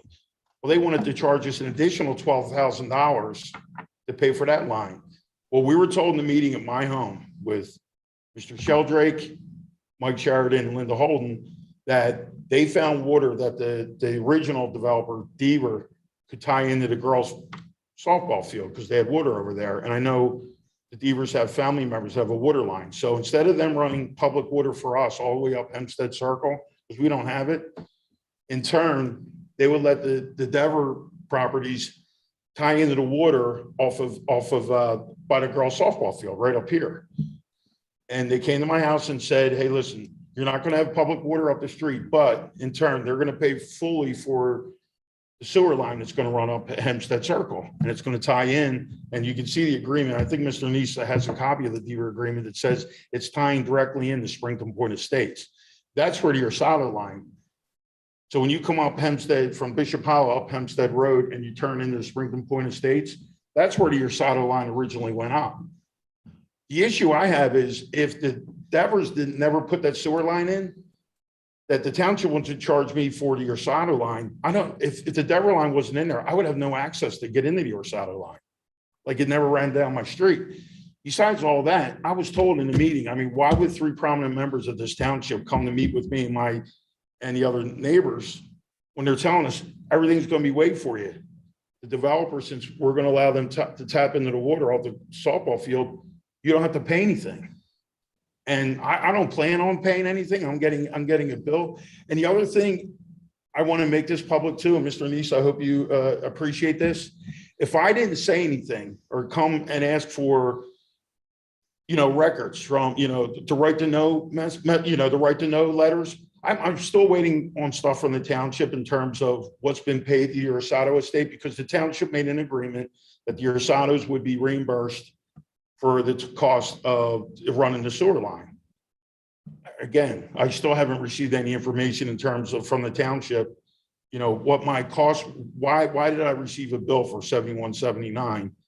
I'm still looking for what's the total amount that the Ursados paid. The other thing we have a problem with this township is, I know for a fact that the Devers paid money out to the Ursados that supposedly tie into their line. And then the municipal authority sent, I don't know if this municipal authority or the township, the 3 Renahan homes that were built, Devers paid a tap-in fee for them when they built their line. And also the Renahan homes, all three were charged a tapping fee when they made settlement, when Renahans decided to come in and take over the project. So were those neighbors charged twice? Mike Sheridan said in an email to me, my tapping fee was waived because we're going into Springdale Point. Can I be charged twice? So I just wanted to get this on record. This is a marathon. It's not a sprint. I appreciate if you would take a look at it. Just the conduct of some people during that meeting as well. You guys encourage communication. I was at the meeting Monday. I don't know if you saw it. Myself, I felt like I was attacked. Watching the Raffertys get attacked by people on the board. I don't know this for a fact, but do you guys, what word am I looking for? Do you guys approve the members of the municipal authority, or they're not elected officials, right? It comes from you guys. Well, I think somebody should have encouraging communication with Mike Sheridan, who only recalls what he wants to recall at the time. The other thing on my right to know letter, which interesting, if you watch that, I requested a lot of things on there. I requested the Orsado agreement, how much money was paid, how much were they reimbursed? And you know what I got back? I got back, and I sent it to you guys. I got back a copy of my bill again, the tapping fee bill. I got a bounce check or a voided check from the original developer. And then I got a copy of a check from 420 Bishop Hollow that they paid the Orsados $7,100 and change. What's interesting is that house was not even on the original Orsado agreement to tie in. Again, ask the municipal authority. There's 21 possible homes that can go into that line. We don't know if I tap in, where does it go? How come 3 of the houses on Bishop Hollow weren't given a tapping fee? Why were people that already paid a tapping fee given that? And then what's interesting during that meeting? One of the members of Hempstead Circle, they didn't receive a sewer bill for 6-7 years. And during that meeting, Mr. Sweeney says to the guy's like, you sent me a bill for $3,800 and you want me to pay it in 14 days? Mr. Sweeney's comment, encouraging communication, is, what do you expect, free sewer? I mean, why is it's always like we're fighting with each other over this. I just want to know what I have to pay and why I have to pay it, and where's the township coming up with this number? And again, I asked if you guys can get involved and, press Mike Sheridan, why would 3 people come to my house from the township to meet with my neighbors? I'll have another neighbor here, Rich Capaferri. He's going to get involved. He's sick. The other 3 neighbors, my next door neighbor passed away. The township made them put $8,000 in escrow. The other neighbor, that house, I don't know if anybody's doing it. That house has been abandoned for 3 years across the street to the right of me. And straight ahead, they sold their homes 5 or 6 years ago, and the township made them tap in as well and pay a fee. So I don't just, I'm not, yeah, my sewer system, my septic's fine. And then the other thing is, if the Orsados were having an issue with their septic system in 2001, I bought my house in May of 2002. They didn't give me the option of running a sewer line up to, I don't know what the cost would have been in 2002. They told me to get a certificate of occupancy. This is right before settlement. You got to pay $15,000 to get a new septic system. I didn't get the option to run a sewer line up there. I didn't get the option of running a sewer line and getting reimbursed by all these other neighbors. So I'm not trying to argue with anybody. I would hope with what I'm bringing to you guys tonight, the municipal authority, Mr. Nease, that you can finally figure out who's tied in, who's paid what, who can tie in. And does the DEP, that even know how many lines can go into that? I don't want to be the last home to tie into a low pressure system and then have issues. Does the township, Mr. Nease may know, did they take dedication of either line? I mean, who's managing those sewer lines? So, I mean, it's just, again, I don't mean to keep going on and repeating myself, but I was promised something at my house in a meeting, and I have witnesses. I think Ms. Wilson was here during those meetings, and she may, I saw her tonight for the first time in a long time. She may have, enlighten you on some other information. Mr. Catania, I know we spoke earlier. I know you're going to, see what you can do about it, but I'm not trying to rip anybody off. I'm really not. I'm just coming here to protect my resources. Thank you very much for your time. Have a good night. Thank you. I just want to make it clear to Mr. Verdea, and I CC'd you to those emails. I did forward them off to the other two members that were not in your initial email. And then just a point of clarification, Mike Sheridan as the solicitor doesn't get appointed by this board. We appoint the board, and then that board appoints its engineer and solicitor. So it's the municipal. I just wanted to clear. No. Okay, I understand. I appreciate that. Does anybody ever, I mean, when I ask for a right to know, Mr. Nease, you may be able to, answer this. Does anybody have a problem when I ask for a right to know those information? And then I don't get any information back, and then I have to do, an amendment to that? And then during the meeting, when Mr. Sweeney asked Mike Sheridan for the information, Mike says, oh, I have that file in my office. I requested that a month ago. And I didn't get any, what I got back was a copy of my invoice again for the tapping fee, a voided or a bounced check for one of the developers, and a house that's not even on the original plan. And that's the answer I get. That's the communication I get. And start like mocking, you've had enough time, sit down. So it's upsetting that it takes Joe Sweeney on the chairman to ask their solicitor, their counsel for the information. And he says, oh yeah, I have the file. You can look at it. It's on the recording. So I appreciate it. I know I'll help this township out any way I can. I volunteered at Nell for 7 years, at PECO League. I coached St. Annie's football, and I coached the Marple Tigers for many years. I volunteered at St. Annie's. Mr. Shards couldn't, I've known him for many years. I am a good guy. I'm Italian. I get a little crazy. So. Thank you for your time. Thank you. Patty Appreciate Wilson, that. 4111 Battles Lane. My first comment is related to the townhomes that you were discussing. I was also there for that meeting. I know Ms. Roberts Lightcap made a lot of comments. My recollection was that there were to be 66 townhomes, so I would even check numbers. I was probably. Well, I'm only saying this because what Mr. Russo said and you said, and what I saw tonight was so far afield of what was presented when that was approved, with a lot of back and forth with them, that I was shocked to see those renditions. That being said, my husband and I walked the trail today, and we walked up past Ellis Preserve, where there's no connection to be able to walk around the enclave. And then you somehow have to get over to the stacked townhomes that have sidewalks that look about this big. I'm going to urge you, as it relates to these townhomes, go walk the property again, see what hasn't happened from the original PRD. If you need the original plans, I've still got those. If you need the original county presses where they put pictures in there, I've still got those. If the idea was to get walkability, what she presented tonight was not giving you that walkability that you approved, and it wasn't even close to what they agreed to, not even close.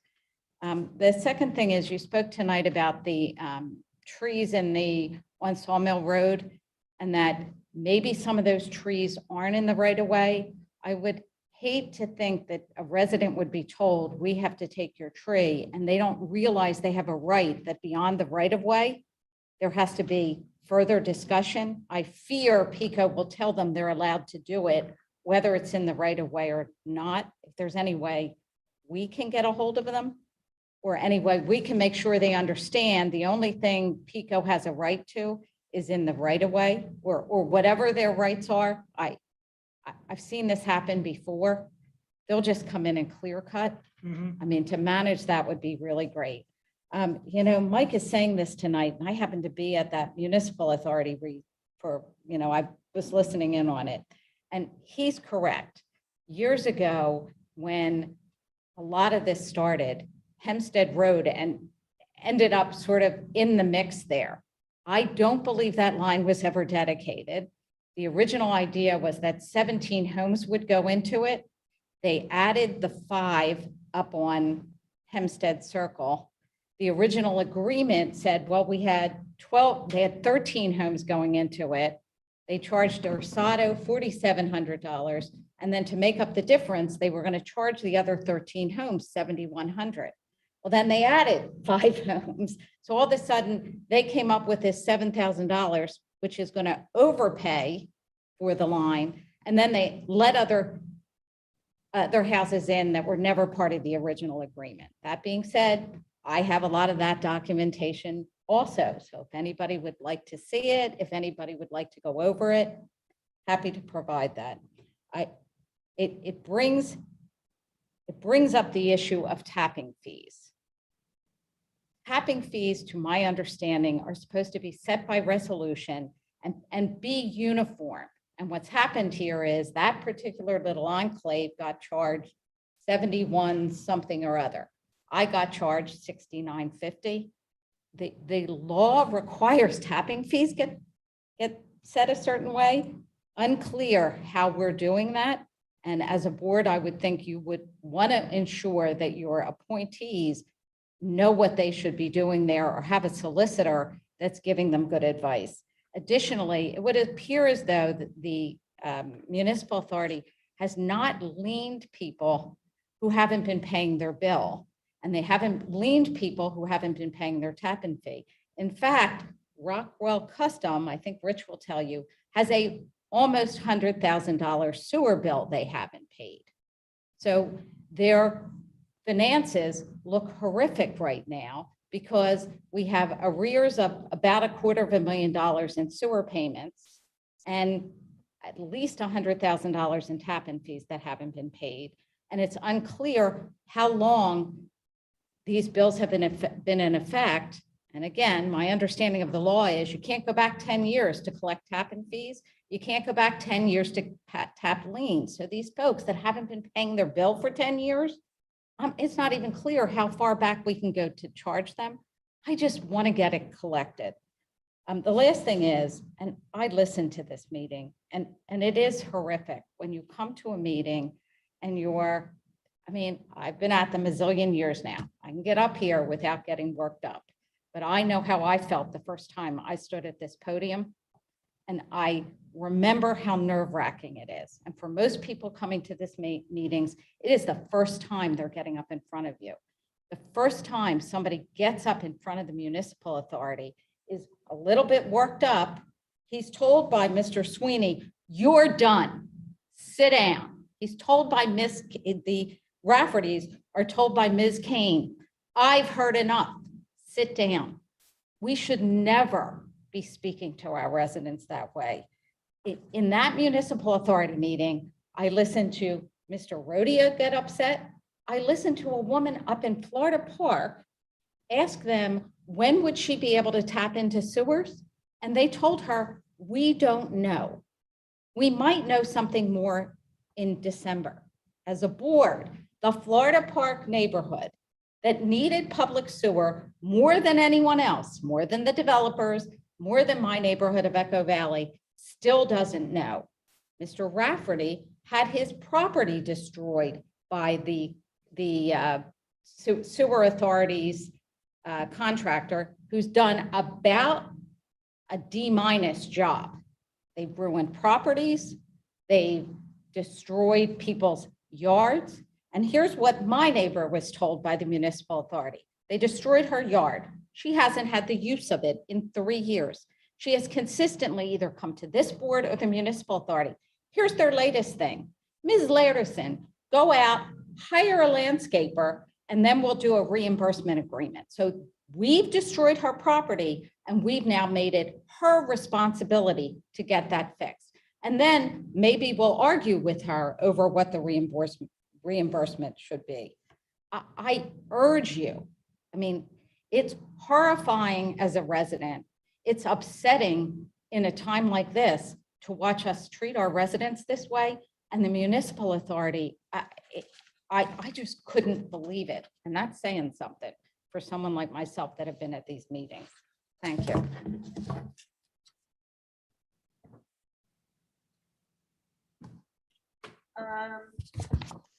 Do I have a motion for adjournment? So moved. Second. Introduced by Supervisor Altieri, I'm tired. Seconded by